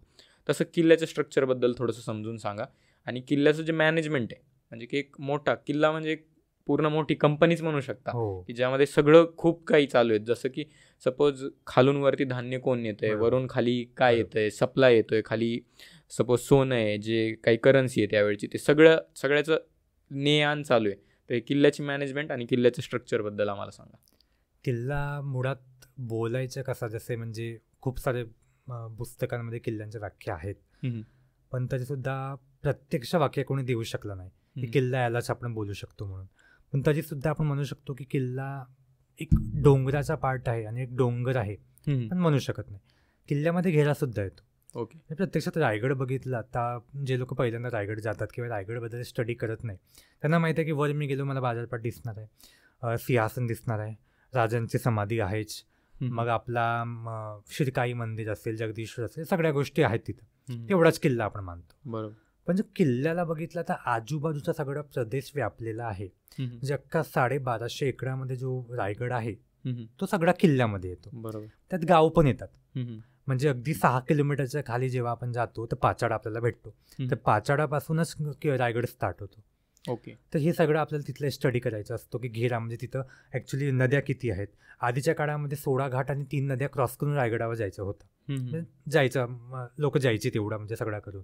आत्ता आपल्याला किल्ल्याच्या मुळात तो किल्लाच बघायला म्हणजे मिळत नाही, जो इतिहासामध्ये आपल्याला बघायला दिसायचा.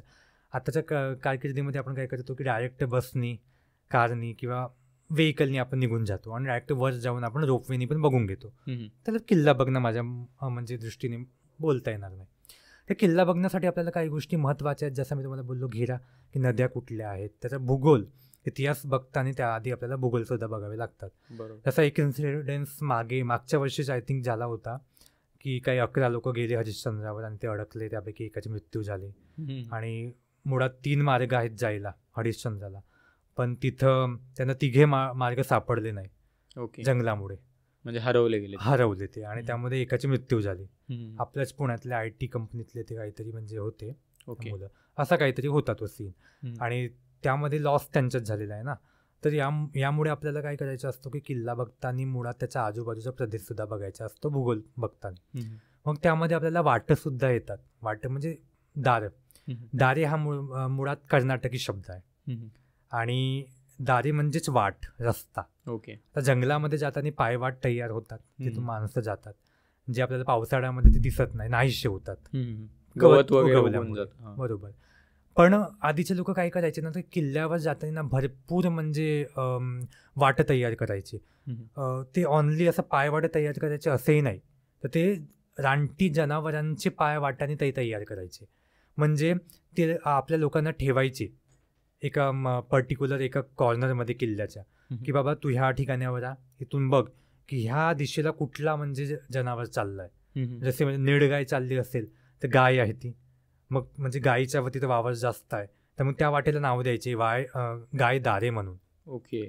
मग वाघ चालला ते म्हणजे समजून घ्यायचे की अच्छा वाघाचा इथं म्हणजे एरिया आहे हा, इथून वाघ येत असतो, तर मग त्या रस्त्याला ते नाव द्यायचे वाघदारे. ओके. मग सांबरदारे, चित्तदारे, ह्या प्रकारे हत्तीदारे, या प्रकारे ते म्हणजे नाव द्यायचे वेगवेगळ्या मार्गांना. मग मुळात हा जंगल जो आहे ना किल्ल्याच्या आजूबाजूचा, हा सुद्धा किल्ल्याचं काम करायचा. म्हणजे संरक्षण देण्याचं काम करायचं. म्हणजे शत्रू येईल त्याला सगळ्यात आधी त्या जंगलाला, त्या राणाला पार करून जायचं आहे. त्याचा वासोट्याला आपण बघतो, नदी क्रॉस करणं, मग रान क्रॉस करणं आणि मग किल्ल्यावर जाणं. त्यामुळे कदाचित राजांनी त्याला एक कारागृहाचा सुद्धा म्हणजे पाठ केला होता, कैदी ठेवण्याचा पाठ केला होता. तर त्या प्रकारे आपल्याला तो सगळं दिसून येतो. मग जे किल्ल्याच्या आत आपण प्रवेश करतो तर भरपूर अशा गोष्टी आहेत किल्ला बघण्यालायक जे आपण बघत नाही मुळात. किल्ला कसा बघायचा, किल्ल्यात कसा वावरायचा, किंवा किल्ल्याला बघताना ह्या गोष्टी इथंच का बरं आहेत. हा आपल्याला जर हा लांब दिसतो, हा खांब आहे, बुरुज आहे की मिनार आहे, ह्या गोष्टी प्रत्यक्षात कसा बघायच्या, सगळ्या गोष्टी आहेतच. ओके.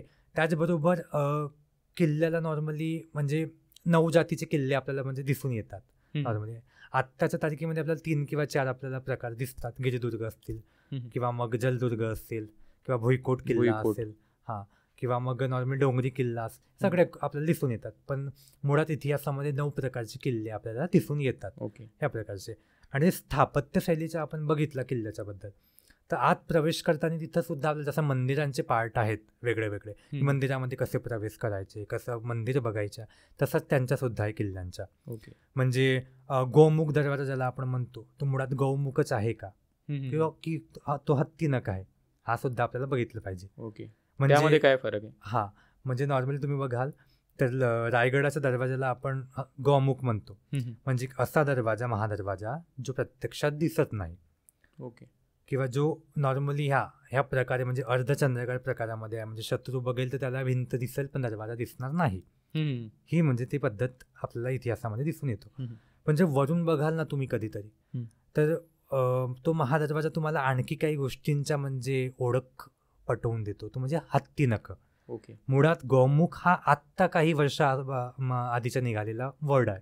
म्हणजे आत्ता काही म्हणजे 40-50 वर्ष किंवा 100 वर्ष त्याला गौमुख स्टार्ट झालेला आहे. पण मुळात इतिहासामध्ये जर प्रचंड मागे तुम्ही गेलात त्याला हत्ती नख म्हणून नाव होता. ओके. की म्हणजे असे हत्तीसारखे असे 2 नख, जे हत्तीचे नख आहेत ते असे आपल्याला दिसून येतात. आणि वरून जर आपण त्याला बघितला तर, आणि आपल्याला समजून येतो की जसा हत्तीचा मोठा पाय आहे तसं त्याने पाय मांडलेला आहे, आणि ह्या पायात कुठेतरी एक दरवाजा लपलेला आहे. ओके. तर हत्ती नख आहे ह्या प्रकारे. मग नॉर्मली तुम्ही बघाल तर आपल्याला छोटे छोटे काही अवशेष दिसतात जे किल्ल्याचे ओळखले आलं पाहिजे, जसं भिंत, बुरुज. आता बुरुज किंवा तटबंदी मुळात आपल्याला संरक्षण देण्याचं काम करतो. मग यामध्ये सुद्धा आपल्याला छोटे छोटे पार्ट आहेत, म्हणजे त्यामध्ये जर उगवलेल्या कमळाचे असे आपल्याला असे पार्ट दिसतात. तर यांना मुळात काय बोलायचं, आपण याला म्हणतो की हे म्हणजे सजावटीसाठी दिलेलं आहे, तर होऊ शकतो डिझाईन दिलाय. मग त्यांना नाव काय, त्यांना चरिया म्हणून नाव दिलेलं आहे. मग चरिया नाव दिलं आहे. मग जस्ट त्याच्या खाली जे एक पार्ट असतो, म्हणजे तो एक भिंत आहे, ज्यामध्ये आपल्याला छोटे छोटे होल दिसतात आणि ते होल असे असतात. ओके. हा. म्हणजे त्यावर आपण हा. तीर मारू शकतो किंवा बरोबर. बंदूक चालवू शकतो चालू शकतो. किंवा गरम तेल सुद्धा लोक टाकायचे. मग हे मुळात महादरवाजाच्या वरती आहेत किंवा तटबंदीवर आहेत. तर मग याला काय करायचं, मग याला काय बोलायचं आपण, तर याला फांजी म्हणायचं. ओके. फांजीच्या वरती ते आहेत आणि जे मुळात जे छिद्र आहेत त्याला बरोबर. आपण जंग्या म्हणायचं. जंग्या हे असं स्ट्रक्चर शनिवार वाड्यामध्ये पण आहे. शनिवार वाड्यामध्ये जे सुद्धा आहे. साईडच्या भिंती आहेत ना बॉर्डर, बरोबर. तिथे आहेत तसं. आहेत जे मागे जे पोकळा जो बुरुज आहे हो हो तो नानासाहेब पेशवांनी काम केलेला आहे हो. आणि त्यामध्ये सुद्धा आपल्याला ते दिसून येतात जंग्या. मग आता ह्याच जंग्यांचा साईज मोठा झाला. म्हणजे तुम्ही रायगडावर गेलात तर रायगडावर तुम्हाला नॉर्मल जो आपला राणीवस आहे त्याच्या बाहेर थोडं म्हणजे सिंहासनाकडे जाताना तुम्हाला एक लांब एक आपल्याला म्हणजे वॉल दिसतो ज्यामध्ये मोठे मोठे असे कॉर्नर आहेत. ओके. म्हणजे एक व्यक्ती उभा होऊ शकेल तिथं आणि त्याला आपण मारजंग्या म्हणतो. म्हणजे हा काय करतो मारजंग्या, तर हा तोफ तिथं आपण डागू शकतो किंवा ठेवू शकतो, हा त्या कामासाठी यूज खालच्या बाजूला ह्या प्रकारे म्हणजे तो त्यांचा यूज केला जात होता. मग किल्ला मुळात म्हणजे आपल्याला केवळ असा संरक्षण देतो का, या पलीकडे सुद्धा आणखी त्याची काही ओळख आहे का, तर आहेच. म्हणजे किल्ला पाण्यासाठी सुद्धा खूप महत्वाचा आहे. तसा पुन्हा आपण म्हणजे बेसॉल्ट दगडाकडे येत आहोत कारण की सह्याद्री मुळात लाभतो किल्ल्यांना. बरोबर. तर सगळ्यात आधी तो म्हणजे बघितला जात होता की बाबा हे ऍक्च्युली ही जागा पाण्यासाठी युक्त आहे की नाही. खूप वेळा काय व्हायच्या की जेव्हा तोफ चालवली जायची तर मग जमिनीवर दाब यायचा. बरोबर. आणि दाब आल्यामुळे जे झरे असतात जमिनीतून चाललेले आहेत ते झरे थांबायचे. ओके. मग बोरवेल टाईप हे थांबायचे किंवा मग यांची दिशा चेंज व्हायची. मग थांबणार का ह्या जागेवर. किंवा आता महाराष्ट्रामध्ये भरपूर डोंगर आहेत. मग प्रत्येक डोंगरावर आपल्याला किल्ले सापडतात का, तर नाही. बरोबर. असे भरपूर असं खाली डोंगर आहेत ना, जेव्हा डोंगर म्हणून एक आहे त्यांना स्वरूप डोंगराचा दिलेला आहे पण ते किल्ले नाही. मग तिथं का बरं नाही, मग तिथं काही कधीतरी म्हणजे चेक केला गेला नसेल का किंवा रिसर्च केला गेला नसेल का, तर केला गेला आहे. पण मुळात जर तोप चालली गेली तर दाब येणार का, हा सगळ्या गोष्टीवर लक्ष दिलं जात होतं आधीच्या काळात. मग खंडके असतात किंवा मग हौंद आपण ज्याला म्हणतो किंवा टाके म्हणतो, ते होणार का, टाके आपण इथं खोदू शकतो का, पाणी लागेल का इथं, कुठल्या टाकेला झिरा आहे का, त्या जागेमध्ये आपल्याला नॉर्मली जर फॉर एक्झाम्पल शत्रूने वेढा दिलाय आणि जेवण संपलाय किंवा जेवण आहे तर पाण्याची व्यवस्था राहील का, पाण्याची व्यवस्था मग पायथ्याला कशी जाईल, ह्या सगळ्या गोष्टीचं काम करून मग किल्ला बांधला जात होता. ओके. तर ह्या सगळ्या गोष्टी सुद्धा आहेत. बरोबर. आणि सजावट म्हणा किंवा मग या पलीकडे आपण द्वारशिल्प म्हणतो जसं शरब म्हणा, व्याघ्र म्हणा, ह्या सगळ्या गोष्टी सुद्धा त्यामध्ये येतात. बरोबर. आपला शनिवार वाड्याचा विषय निघालाय तर आपण त्याबद्दल सुद्धा बोलू की शनिवार वाड्याच्या बऱ्याच स्टोरीज आहेत की शनिवार वाडा म्हणजे असाच होता. बरोबर. म्हणजे की बाबा भूत होतं किंवा हे होतं ते होतं. बऱ्याच काय म्हणजे मीथ पण म्हणा किंवा स्टोरीज म्हणा अशा बनवलेल्या आहेत लोकांनी आणि पुण्यातली लोक स्टोऱ्या बनवायला एक्सपर्ट पण आहेत. तर नेमकं म्हणजे तुमच्या पॉईंट ऑफ व्ह्यूने किंवा तुमच्या स्टडीच्या बाजूने शनिवार वाड्याच्या स्ट्रक्चरबद्दल एक्सप्लेन करा. म्हणजे त्यावेळी कसं स्ट्रक्चर होतं त्याचं, जे आता मी मागे एक ऐकलं होतं की कात्रजचं एक तलाव आहे, कात्रज वगैरे त्या साईडने, तर अंडरग्राऊंड पाणी येत होतं शनिवार वाड्यापर्यंत. तर ते ग्राउंड टनल होतं जे पुणे महानगरपालिका काही वर्षा आधीपर्यंत वापरत होती. तर हे पण म्हणजे त्याच्या मागं होतं की त्यावेळी म्हणजे 200-300 वर्ष आधी एक असं स्ट्रक्चर बनवलं जे आजपर्यंत पण आपण म्हणजे वापरत होतो. तर ह्याच्याबद्दलची थोडीशी माहिती सांगा, शनिवार वाड्याचं स्ट्रक्चर वगैरे त्याबद्दल सांगा. शनिवार वाडा मुळात आता जो दिसत आहे तर ॲक्च्युली शनिवार वाडा तसा नव्हताच. ओके.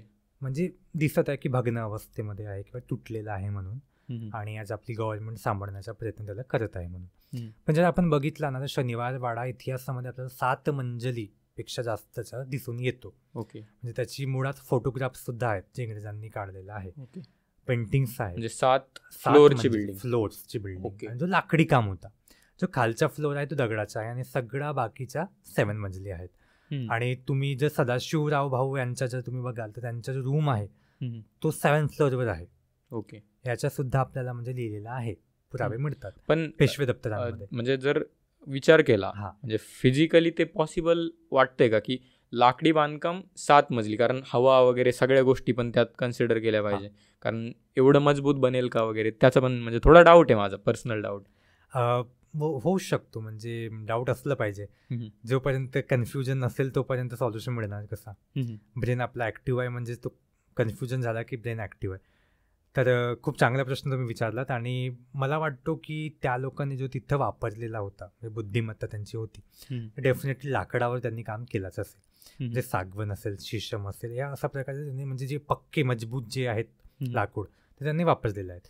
आज तुम्ही नगरखाना बघता तर नगरखाना आज सुद्धा शाबूत आहे, म्हणजे कुठल्या त्यातला पार्ट तुटलेला नाही. म्हणजे जेव्हा आपण इतिहासामध्ये बघतो बाजीराव पेशव्यांच्या काळामध्ये जो नगरखाना आपल्याला दिसून येतो तो सेम नगरखाना आज पण आपल्याला दिसून येतो. थोडा काही मात्रामध्ये तो झालेला आहे चिन्ह, पण तरी सुद्धा सेम आपल्याला आहे.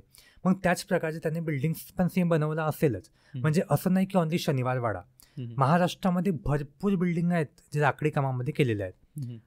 तर ते सुद्धा मुळात माझ्या स्वतःचा घर लाकडी कामाने तयार केलेला आहे भरपूर. तर त्यामुळे जे आहे लाकडी काम होताच. आणि मजबूतीचं त्यांनी बघितला तर डेफिनेटली त्यांनी म्हणजे मजबूतीकरण तर बघितलंच असेल की तुटणार नाही, हवाने तुटणार नाही म्हणून, कारण की लाकडी त्यांनी वापरलंच आहेत. आणि ते लोक काय करायचे ना की पिल्लर पण असं नाही की एक पिल्लर एवढाच आहे म्हणून, म्हणजे मुळात 2 माणसं उभं होऊ शकतील एवढे मोठे मोठे पिल्लर शनिवारवाड्यामध्ये यूज केले गेले होते. जे आपल्याला म्हणजे शाहू दप्तर झाला किंवा पेशवे दप्तर झाला यांच्यामध्ये आपल्याला म्हणजे सापडतात त्या सगळ्या गोष्टी. तर नॉर्मली एवढे मोठे मोठे पिल्लर्स वापरले गेले आहेत जे एखाद्या दगडाला पण लाजवतील की बाबा तू काय मजबूत, तुझ्यापेक्षा तर मी मजबूत म्हणून ते एवढे लाजवू शकतात. एवढे पिल्लर्स त्यांनी तिथे काम केलेलं आहे. हां, मग नॉर्मली हात आहेच, पण त्याचबरोबर जे आत्ता आपल्याला फ्लोअर दिसून येतो हे सेकंड फ्लोअर आहे शनिवारवाड्याची. पहिली फ्लोअर आपल्याला मुळात खाली आहे, म्हणजे खाली सुद्धा तैकाना आहे. त्यावेळी म्हणजे असं हिस्टॉरिकल डेटानुसार असं बोललं जातं की पाणी तिकडून इकडे येत होतं त्या तलावाचं, भुयार म्हणा किंवा टनल म्हणा, त्याबद्दल बोलत होतो. हां, तर आता जर म्हणजे कॅनलच्याबद्दल जर आपण वाचतो तर भरपूर म्हणजे अशा गोष्टी आहेत ज्या खोट्यासुद्धा सांगितल्या जातात. एक पर्वतीच्याबद्दल पण आहे की पर्वतीच्या देवळातून एक कॅनल निघतो शनिवारवाड्यामध्ये आणि तिथं ते म्हणजे येऊन पोहोचतो म्हणून, म्हणजे लोक पण जायचे, पाणी पण जायचे, अशा भरपूर गोष्टी आहेत. मग एक आपल्या इथं कात्रजला आहेच जे तुम्ही बोललात, एक तुमच्या इथं म्हणजे नॉर्मली आपला लाल महालापासून झांबरे पाटलांचा वाडा तिथपर्यंत सुद्धा म्हणजे एक छोटीशी भुयार निघतो, हा सुद्धा होता. पण ती सुद्धा मुळात म्हणजे कधीच झांबरे पाटलांच्या वाड्यापर्यंत कधीच तशी कुठली भुयार नव्हतीच. आणि कात्रजची आपण बघतो तर हो, म्हणजे काही वर्षापूर्वी महानगरपालिका यूज करायची आणि मागच्या वर्षीच म्हणजे आत्ताच काही महिन्यामध्ये सुद्धा आपल्याला जमिनीमध्ये कॅनलचे पार्ट सापडले आहेत. तर महानगरपालिका त्यावर सुद्धा आता काम करतच आहे. जे आपल्याला नॉर्मल रोडच्या साईडला पेशवेकालीन आपल्याला रूम सापडले आहेत, म्हणजे अख्खा रोड आहे आणि रोडामध्ये आपल्याला सापडले आहेत इमारती. तर ते शनिवारवाड्याशी कनेक्टेड आहेत, त्यावर आपलं काम सुरूच आहे. प्रत्यक्षामध्ये आपण म्हणजे त्याबद्दल हा बोलू शकत नाही की कॅनल होतीच का किंवा नव्हतीच म्हणून, कारण की तिथले छोटे छोटे पार्ट आपल्याला दिसून आता येत आहेत, ते पुढे निघतीलच. पण तुम्ही एक बोललात ना की शनिवारवाडाबद्दल खूप कथा आहेत, दंतकथा किंवा कथा आहेत किंवा इतिहास आहे. त्याबद्दल मी तुम्हाला एक काका मला वाचवाबद्दल सांगायला इच्छुक आहो, कारण की भरपूर लोकांनी हा प्रश्न मला विचारला आणि तुमच्या ह्या ब्रॉडकास्टमार्फत म्हणजे हा माझ्यासाठी खूप चांगली संधी आहे की तुमच्या द प्रसाद शोच्या मार्फत लोकांना हा खरा इतिहास कळेल. मुळात काका मला वाचवा सारखी गोष्टच म्हणजे इतिहासामध्ये घडली नाही. म्हणजे भूतांच्याबद्दल जे बोलला गेला ना की नारायणरावांचा भूत असतो आणि मग तो असे आवाज देतो, असं काही आहे नाही, ती खोटीच कथा आहे. तिथं कत्ल झालेला आहे, खून झालेला आहे. बरोबर, पौर्णिमेला अमावस्येच्या दिवशी असं काका मला वाचवा असा आवाज येतो शनिवारवाड्यात वगैरे. नाही, आजच्या तारखेमध्ये तुम्ही शनिवारवाड्याला बघाल तर तिथे तुम्हाला ट्रॅफिकचा आवाज फार जास्त येईल त्याच्यापेक्षा जास्त. पण काका मला वाचवा आवाज येणार नाही. आणि म्हणत काका मला वाचवाच का बरं, दादा मला वाचवा का बरं नाही, किंवा आई मला वाचवा किंवा ताई मला वाचवा का बरं नाही, काकाच मला वाचवा का बरं. तर मला नाही वाटत की तो असेल म्हणून.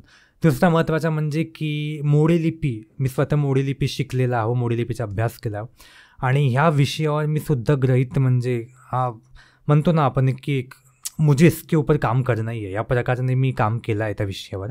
आणि मी स्वतः म्हणजे धरावेचा मरावे करण्याचा प्रयत्न मी स्वतः केलेला आहे, म्हणजे धचा म करण्याचा प्रयत्न केलेला आहे.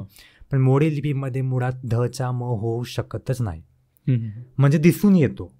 जर तुम्ही वाचलात ना तसं दिसून येईल तुम्हाला की बाबा कोणीतरी इथे काहीतरी कांड केलेला आहे किंवा कोणीतरी काहीतरी चुकीचं काम केलेलं आहे. त्यामुळे तो धचा म कधी झालेला नाही आहे. जो राघोबा दादांनी जो लेटर लिहिला होता नारायणरावांना, तुम्ही म्हणजे धरावे, मग नंतर त्यांच्या पत्नीने त्यांना मारावे केलं, असं काही नाही आहे. त्यांनी ऑलरेडी धरावेच्या जागी मारावेच लिहिला होता. तर जो लेटर चेंज झाला आहे मग धचा म झाला आहे असं काही सगळा काही तो खोटा आहे मला असं वाटतो. कारण की त्यामध्ये मुळात मी ज्या गोष्टी बोलणार ते संशोधन करूनच बोलणार. तर संशोधन करूनच मला हा म्हणजे प्रूफ झाला आहे की धचा म होऊ शकत नाही. त्यानंतर तर पुण्यामध्ये किंवा महाराष्ट्रामध्ये त्याची काय म्हणतात की एक ही निघाली आहे म्हणी निघालेला आहे की धचा म केला आहे तू म्हणून. आणि हा खूप म्हणजे प्रचंडामध्ये फेमस झालेला आहे. सो धचा म कधी होऊच शकत नाही मोडी लिपीमध्ये. तर तो सुद्धा एक आहे शनिवारवाडाबद्दल. तर जे रायगडाचं जगदीश्वराचं मंदिर आहे त्याबद्दल आपण बऱ्याच गोष्टी ऐकतो की म्हणजे ह्याचं स्ट्रक्चर एक पर्टिक्युलर टाईपचं आहे किंवा एक मस्जिद म्हणून बनवलं गेलं आहे किंवा काय. तर त्याबद्दल तुमचं काय मत आहे? भरपूर ठिकाणी मी बोललो आहे याबद्दल. माझ्या विद्यार्थ्यांना किंवा मग जिथेही मी बोलतो तिथे लोकांना सांगतो की हा चुकीचा म्हणजे सांगितला गेला आहे. आणि हा मुळात आजच्या जो टेक्नॉलॉजी आहे म्हणजे रील्सच्या मार्फत फार जास्त म्हणजे फेक इन्फॉर्मेशन जाते. बरोबर. रील्स मुळात चांगलं काम पण करतात आणि वाईट पण काम पण करतात, जो आपल्याला समजलं पाहिजे. आणि स्पेशली इतिहास प्रेमीने याबद्दल तर फार लक्ष दिलं पाहिजे मला असं वाटतं. कारण की एक रील खूप फेमस झाली की रायगडाचा जो जगदीश्वर आहे तो महाराजांनी यासाठी मस्जिदच्या आकाराचा बनवलेला आहे त्याचा शिखर, की लांबून जर शत्रू बघेल तर त्याला वाटेल की इथे मस्जिद आहे, मग तो त्यावर हल्ला करणार नाही.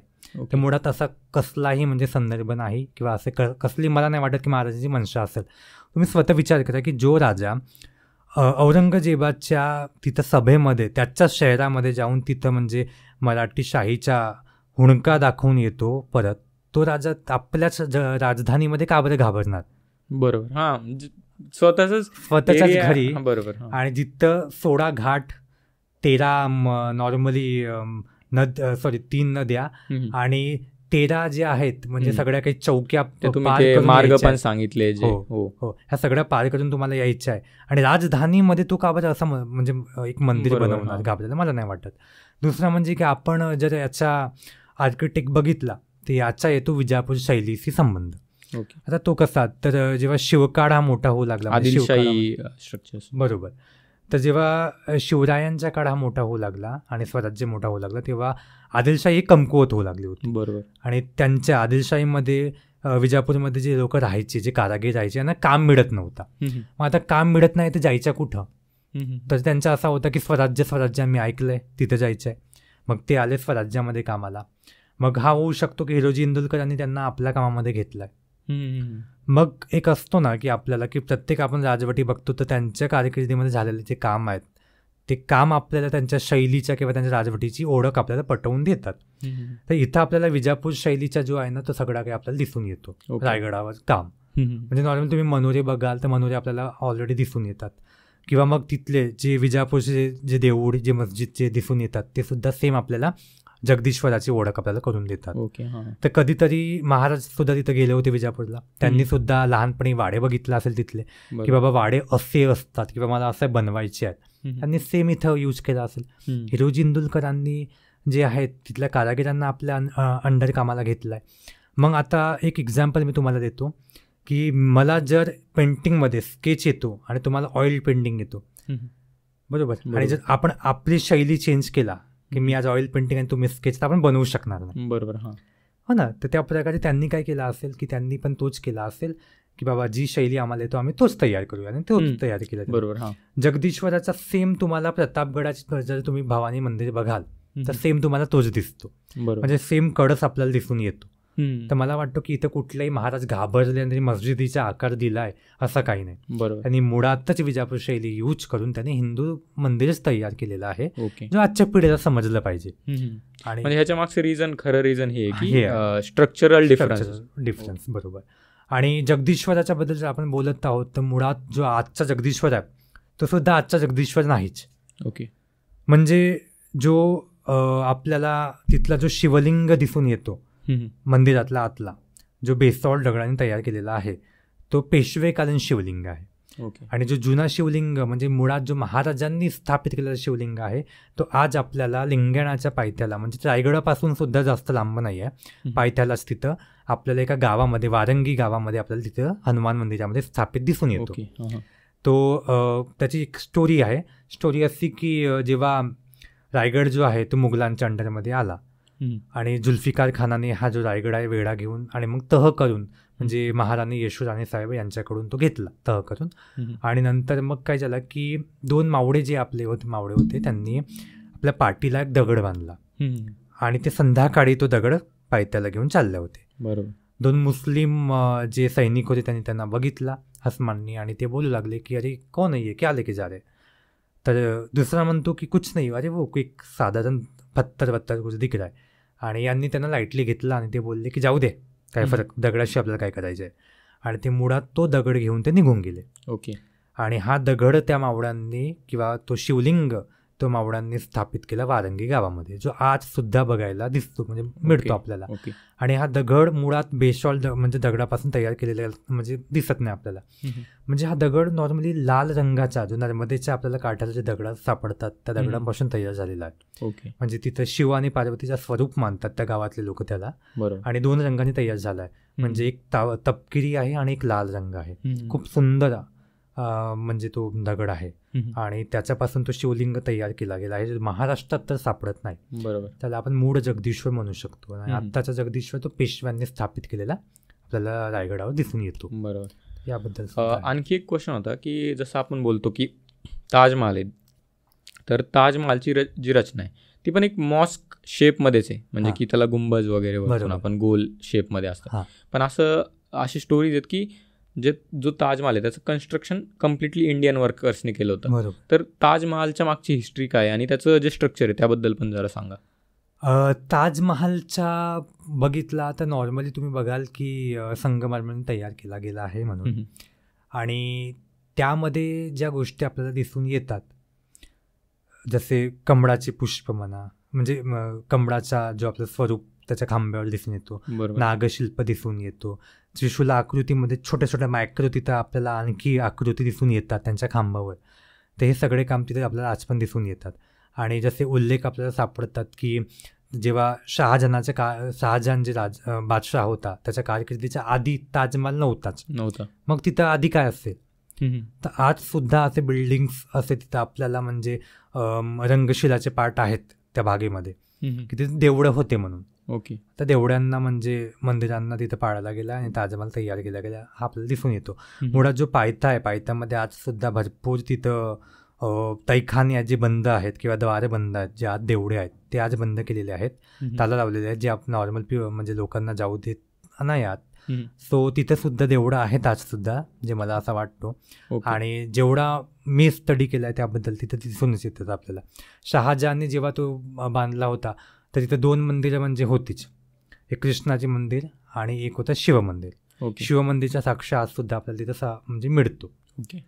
की म्हणजे की जर उत्खनन केलं तर प्रूफ्स मिळू शकतात. पण तो आज आपला म्हणजे 8वा अजुबा त्यामध्ये येतो आणि तो भारताचा मान वाढवत आहे. बरोबर. त्यामुळे आपण त्याला हात लावू शकत नाही किंवा गव्हर्नमेंट एक जागा म्हणून ती झालेली आहे आता, त्यामुळे आपण त्याला काहीच करू शकत नाही. भारताकडे पाहण्यामध्ये टुरिस्ट डेस्टिनेशन म्हणून सुद्धा एक त्याची ओळख आहे. बरोबर. म्हणजे जास्त टुरिस्ट पण येतात, त्यामुळे आपण त्याला करू शकत नाही आणि कुठले पुरावा आपण देऊ शकत नाही किंवा मंदिरच म्हणून. पण त्या आधी तिथे मंदिरच होता आणि मंदिराच्या पायथ्याला ते म्हणजे पाडून त्याला बनवलेला आहे हा दिसून येतो आपल्याला. मग त्या जे वॉल्स आहेत हे वॉल्स सुद्धा देवळाचे होते का, मुळात ते देवळाचेच वॉल्स होते, ते आपल्याला समजून येतो. कारण की कुठल्याही मस्जिदमध्ये किंवा मजारमध्ये तुम्ही जाल तर तिथं नागशिल्प तयार होऊ शकत नाही किंवा कमळाचे पुष्प तयार होऊ शकत नाही. तर कमळाचे पुष्प नागशिल्प हे नॉर्मली आपल्याला विष्णू मंदिरामध्ये किंवा कृष्ण मंदिरामध्ये दिसून येतात किंवा शिव मंदिरामध्ये. असं पण म्हणलं जाईल ना की म्हणजे जसं कन्स्ट्रक्शनच इंडियन वर्कर्सने केलंय, त्यामुळे जसं आता आपण जे बोललो की जगदीश्वराचं मंदिर जे होतं तिथे पण ती स्टाईल जी विजापूरची स्टाईल आहे ती यूज केली होती, तर तशा स्टाईलचं पण असू शकतं. बरोबर, होऊ शकतो. पण जर एक मंदिर पाडूनच तुम्हाला जर काहीतरी तयार करायचं आहे तर मग त्या ठिकाणी मंदिराचे काहीतरी अवशेष किंवा मग ते बनवणं काहीतरी म्हणजे मला नाही वाटत की म्हणजे नाही का, मग एक मंदिरामध्ये ज्याच्या गोष्टी ओळख म्हणून असतात की हा मंदिर आहे आणि सेम जर मस्जिदमध्ये पण बनेल तर मग मंदिर आणि मस्जिदमध्ये फरक काय राहील. म्हणजे ते मुळात शहाजहान हा कधी ऑर्डर देणार नाही तिथे नागशिल्प बनव किंवा तू तिथे कमळ बनव म्हणून. तुम्ही बघाल तर जसं काशीचा जो मंदिर आहे शिव मंदिर तिथलं तुम्ही बघाल तर आज सुद्धा एक दक्षिण वॉल आपल्याला दिसून येतो. ओके. येतो ना, ते दिसून येतो आपल्याला. आणि ती दक्षिण वॉल मुळात औरंगजेबाने ठेवलेली होती. ते आता त्याची एक मनसा काय होती ठेवण्याची ते आपण म्हणजे सांगू शकत नाही, कारण की तोच समजू शकेल. पण एक म्हणू शकतो आपण की त्याला हा दाखवायचा होता म्हणजे हिंदुवांच्या येणाऱ्या पिढीला, की बाबा तुम्ही लोक कसे म्हणजे हरत चालले आहात आमच्याशी, किंवा आम्ही तुमच्या तोडून तयार केलेलं आहे है ना. कारण की ही वॉल नेहमी आपल्याला ओळख देईल, किंवा एक असतो ना आपल्याला की ते आपल्याला सांगेल की बघा इथं आधी शिवमंदिर होता. तो बघूनच सांगता येतो. ती मी बोलतो किंवा पुरावे बोलतो तसं नाही, बघून सांगता येतो. आणि यसाईने सुद्धा आता प्रूफ केला आहे की तो देऊळ होता. तसाच ताजमहालचा सुद्धा आहे. लोक त्याला नाव तेजो महाल म्हणून देतात, पण तो सुद्धा म्हणजे त्याची जे खालचा जो पार्ट आहे तो एक मंदिराचाच पार्ट आहे, तो आपल्याला दिसून येतो आज सुद्धा. मुळात आपल्याला महाजी शिंदेची जे लेटर्स आहेत ज्यामध्ये आपल्याला टिप्पू सुलतानच्या बद्दल ते उल्लेख करतात, जे आज भारत इतिहास संशोधक महामंडळामध्ये भांडारकर रिसर्च सेंटरमध्ये आपल्याला मिळतात हे लेटर्स. ठीक आहे, हे मी स्वतः वाचलं आहे, त्यावर संशोधन झालं आहे माझ्या. तर त्यामध्ये ते सुद्धा म्हणजे लिहितात की जे आपले मराठे आहेत हे कुठपर्यंत म्हणजे नाही का कुठपर्यंत त्यांची कारकिर्दी होती, कसे ते चालायचे, कसे ते वागायचे, ते लिहितात. त्यामध्ये एका लेटर्समध्ये महाजी शिंदे मेन्शन करतात नानासाहेब पेशव्यांना की जे आपला टिपू सुलतान आहे, हा टिपू सुलतान म्हणजे हिंदू स्त्रियांना किंवा मग हिंदू मुलांना हा कन्वर्ट करत चालला आहे इस्लाममध्ये. आणि आत्ता यांनी 50,000पेक्षा जास्त स्त्रियांना किंवा मग मुलांना कन्वर्ट केलेलं आहे. आणि हा गावचे गाव म्हणजे कन्वर्ट करत चाललेला आहे. त्यामध्ये टिपू सुलतान आपल्या वकिलाला एक लेटरमध्ये लिहितो कि जो काम औरंगजेब बादशाह को नहीं मतलब जम पाया, उनको नहीं पॉसिबल हो पाया, वो काम हमने करके दिखाया है, या उनसे भी बेहतर काम हम करेंगे. तो डायरेक्ट लिहितो. हे लेटर आपल्याला म्हणजे प्रूफ म्हणून सापडले आहेत. कुठल्या धर्माला हे आपण इथे करत नाही जज, पण हे लेटर सापडलेले आहेत. त्यात महाजी शिंदे आपल्या डायरीमध्ये हा सुद्धा लिहितात की आपला यमुनेच्या काठाला घोडे बांधायचे आहेत दक्षिण दिशेला, आणि घोडे बांधून झाले की मग त्यांना चारा पाणी द्या म्हणून. आणि ज्या प्रकारे ते सांगतात म्हणजे आणखी भरपूर तो म्हणजे एक खूप लांब म्हणजे लेटर आहे. त्यामध्ये ते डायरेक्ट उल्लेख करतात की यमुनेच्या काठाला जिथं घोडे बांधायचे तिथं म्हणजे चारा पाणी घोड्यांना द्या म्हणून. ओके, हा एक आपल्याला संदर्भ सापडतोच. दुसरा म्हणजे की आपल्याला पेशवे दप्तर, जसं मी बोललो, पेशवे दप्तरांमध्ये सुद्धा आपल्याला महाजी शिंदेबद्दल सापडतो की ते म्हणजे घोडे बांधायचे ताजमहालच्या जागेवर. तेजो महाल जिथं आहे त्या ठिकाणावरती आधी तिथं जे शिवमंदिर आहे आणि हनुमान मंदिर आहे किंवा कृष्ण मंदिर आहे, ह्या ठिकाणी त्यांचे घोडे बांधून राहायचे. हे सुद्धा आपल्याला प्रूफ सापडतात. ह्या जर दोघ्या गोष्टीला आपण जर कोलाप केलात तर याचा एकच पुरावा आपल्याला हा सापडतो, इथं ॲक्च्युली मराठे घोडे बांधायचे किंवा मग तिथं नॉर्मली मंदिरं होते आणि मंदिरं पाडूनच ती मस्जिद तयार केली गेली आहे, तो आपल्याला सापडतो तिथं. मग नॉर्मली आपण जर मुमताज महलची जर समाधी बघितला, म्हणजे त्याला मुळात समाधी नाही म्हणता येणार, ती मजाज किंवा जो एक पार्ट आहे त्याला तो बघितला तर आपल्याला हा पण समजून येतो की तिथे भरपूर लोकांची आणखी आहेत त्यांनी तयार केलेला आहे. आता मुस्लिम जर आपण स्थापत्यकलेला बघितला तर जर जो मानवाची समाधी, मी याला मुळात बोलताना समाधीच बोलत आहो, ठीक आहे. तर जे समाधी आहे ते कधी उंच ह्या प्रकारची असेल, म्हणजे एक चंद्राकार, अर्धा चंद्राकार, आणि तो वरती उठलेला असेल. म्हणजे जर तुम्ही मानवी समाधी बघता मुस्लिम धर्मामध्ये, त्याला ओळख म्हणून सांगत आहो मी की ती ह्या प्रकारची तयार केलेली आहे. आणि स्त्रियांची असेल ते स्त्रियांची म्हणजे ह्या प्रकारची आहे, म्हणजे सपाट असतो. ती एक चौकोना लांब दिलेला आहे आणि त्यावर एक चौकट, मग 2 चौकट, पण ती चौकट असेल. ती कधीही ह्या प्रकारची अर्धचंद्राकार आणि वरती अशी म्हणजे कव केलेली किंवा मग तिला उठलेली ते दिसणार नाही. तर हे पुरुष आणि स्त्रियांची समाधी म्हणून तिथे ते लोक पूजत असतात. मग आता जर तुम्ही ताजमहालामध्ये बघाल तर तिथे एक तर अशी आहेच जे आपण मुमताज महालांची म्हणू शकतो, पण त्याचबरोबर अशा सुद्धा भरपूर आहेत.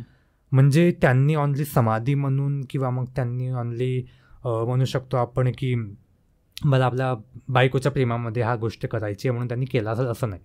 त्यांनी मुळात ती कायमस्वरूपी असली पाहिजे आणि मुळात तो नमाज वाचण्याचं काम तिथं झालं पाहिजे म्हणून त्यांनी भरपूर लोकांची समाधी तिथे बनवलेला आहे. तो सुद्धा आपल्याला दिसून येतो त्यामध्ये. पॉडकास्टच्या एंडला आता आपण येतोय, तर जे महाराष्ट्रातलं मंदिर आहे, म्हणजे कारण आपण महाराष्ट्रातली जे लोक आहे, जे लोक ही पॉडकास्ट बघणार आहे त्यांच्यासाठी जी महाराष्ट्रातली मंदिर आहेत त्यांची काही खासियत आहे त्याबद्दल जरा एकदा सांगा.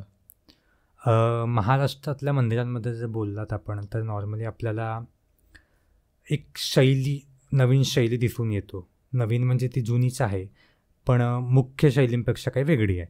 जसं मी तुम्हाला मगाशी सांगितलं की 3 शैल्या येतात, नागर, द्रविड आणि बेसर शैली. आणि नागर शैलीचीच उपशैली म्हणजे आता ही भूमिज शैली.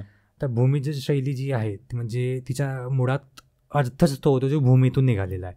म्हणजे कुठल्याही शैलीतल्या मंदिरांची जर तुम्हाला ओळख करायची असेल तर ते सगळ्यात आधी तिथल्या शिखरांवरून, दुसरा मग म्हणजे काय तर तिथला पट म्हणजे खालचा जो पार्ट आहे तिथून तुम्हाला ती ओळख केली पाहिजे की कुठल्या शैलीची मंदिर आहेत म्हणून. तर नागर शैलीची जेव्हा ओळख करताना आपल्याला दिसून येतो की एक उंच म्हणजे शिखर आहेत जे आपल्याला उत्तर भारतामध्ये जसे मथुरा, काशी ह्या सगळ्या गोष्टी ज्या आहेत म्हणजे दिसून येतात आपल्याला. आणि महाराष्ट्रातलं मंदिर बघितलं तर आपल्याला हे तर म्हणजे कलश तर आहेतच, शिखर कलश तर आहेतच, पण त्याचबरोबर आणखी काही गोष्टी येतात. म्हणजे ह्या एका मूळ शिखरामध्ये छोटे छोटे लघु शिखर दिसतात आपल्याला. त्याला आपण म्हणजे कुटेस्तंभ म्हणतो किंवा लघुस्तंभ म्हणतो. तर हे सुद्धा आपल्याला तिथे दिसून येतात. मग भूमिज शैलीला ओळखायचं कसं ते हे आहेतच, त्याचबरोबर प्रत्येक त्याच्या भागेला म्हणजे 4 जसे भाग आहेत तर 4 भागेला तुम्हाला पट्ट्या म्हणजे असे लांब पट्टी दिसून येईल. आणि ही जी पट्टी असते त्याला आपण मूल मंजरी म्हणतो. आणि याला ओळखता आहेच. त्याचबरोबर मग इथला जो पायथा आहे मंदिराचा हा थोडा आपल्याला असं दिसून येतो की अरे हा खाली आणखी आहे, पण मुळात म्हणजे पृथ्वीच्या खाली सुद्धा असेल असा आपल्याला भासतो तो. म्हणजे असा दिसून येतो की हा जो मंदिर आहे हा मुळात जमिनीतून उगवलेला आहे किंवा हा निघत आहे किंवा निघालेला आहे, ह्या प्रकारे दिसून येतो आपल्याला.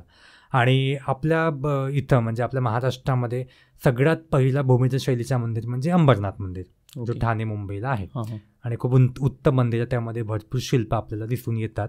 आणि मुळात भूमिज शैलीचा पहिला मंदिर म्हणजे हा विदिशा, मध्य प्रदेशचा विदिशा मंदिर.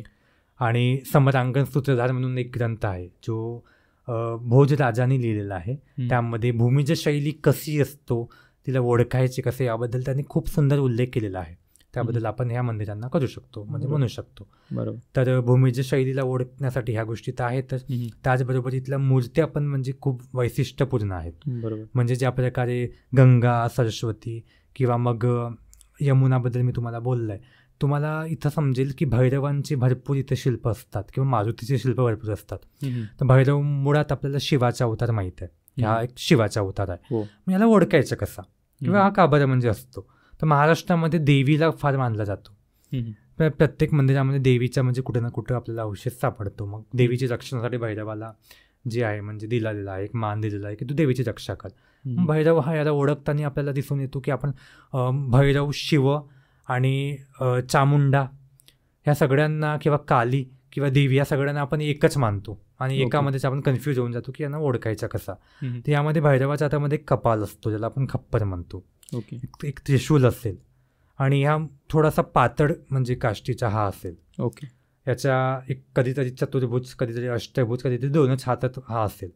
मग मुळात त्याच्या गळ्यामध्ये जे कवड्यांची माळ म्हणजे आपण कवड्यांची माळ म्हणतो किंवा त्याच्याच आकारामध्ये लहान लहान आकारामध्ये आपल्याला मानसी जे मस्तक असतात, मानवीय मस्तक, कपाल त्यांच्या म्हणजे नॉर्मली त्या याच्या गळ्यामध्ये असतात. हा मुकुट असतो, जटा असतात, त्याला या प्रकारे भैरवाचे असतात ओळख. आता सरस्वती मी बद्दल तुम्हाला बोललो की महाराष्ट्रातल्या भरपूर देवळांमध्ये सरस्वतींचे उल्लेख येतात, पण तिला पण आपण कसं ओळखायचं. गंगा आणि सरस्वती, यमुना आपण ओळखतो बाबा तिला आयुध आहेत, तिला म्हणजे तिच्या हातामध्ये कलश आहेत किंवा तिच्या पायाखाली तिचे वाहन आहेत, तर आपण ओळखतो तिला. मग सरस्वती ही देवी ओळखायची की नदी ओळखायची. तर महाराष्ट्रातल्या मंदिरामध्ये तिला नदीचं स्वरूप दिलेलं आहे. ती कसं आपण तिला ओळखू शकतो. जर ती नॉर्मली एक शक्तीच्या स्वरूपात असेल म्हणजे ब्रह्माची शक्तीच्या स्वरूपामध्ये असेल, तिच्या हातात विणा असेल. विणा असेल आणि ती बसलेली असेल आणि मुळात तिचा वाहन हा हंस असेल. पण जर ती गणेशाला किंवा कार्तिकेला किंवा मग हे मंदिराला डिफाईन करत असेल किंवा गंगा, सरस्वती, यमुनेला ती साथ द्यायला आली असेल, तर मग तिच्या पायथ्याला जो असेल तो मोर असेल तिचा वाहन. त्या वाहनावरून आपण सरस्वती बदलू शकतो म्हणजे चेंज करू शकतो. अशा रीतीने आपण ओळखू शकतो. हा म्हणजे आपल्याला माहिती आहे की लुप्त झालेली सरस्वती नदी आहे, तिला ओळखायचं असेल नॉर्मली हंस नको तर मोरच पाहिजे तिच्या साईडला, आणि ते कमळावर असेल आणि ती उभी असेल, ओके. हां. तिची ओळख असतो. त्या प्रकारे आपण महाराष्ट्रातल्या मंदिराला डिफाईन करू शकतो या प्रकारे. मध्य प्रदेशचा उल्लेख झालायच, तर जे खजुराहो टेम्पल्स आहेत हे सुद्धा आपलं म्हणजे बोलण्याचा मुद्दा राहून गेला, तर त्याबद्दल एकदा ब्रीफमध्ये थोडीशी माहिती द्या. खजुराहो मंदिर मुळात बोललात तर स्थापत्यशैली बेस्ट आहेत तिथली, आणि तिथले जे स्टॅच्यू आहेत म्हणजे ते कामसूत्राला प्रेझेंट करतात त्याबद्दल तर आहेतच, पण लोकांनी त्याला फार चुकीच्या पद्धतीनं घेतलं आहे की बाबा मतलब हिंदू कल्चर में ऐसा कैसे दिखाया जाता है, या सगळ्या गोष्टी. सो मला वाटतो की या सगळ्या गोष्टीला खंडन करण्याचा वेळ आता आलेला आहे. अभ्यास करण्याबद्दल आपल्याला विषय म्हणजे केलं पाहिजे याबद्दल अभ्यास.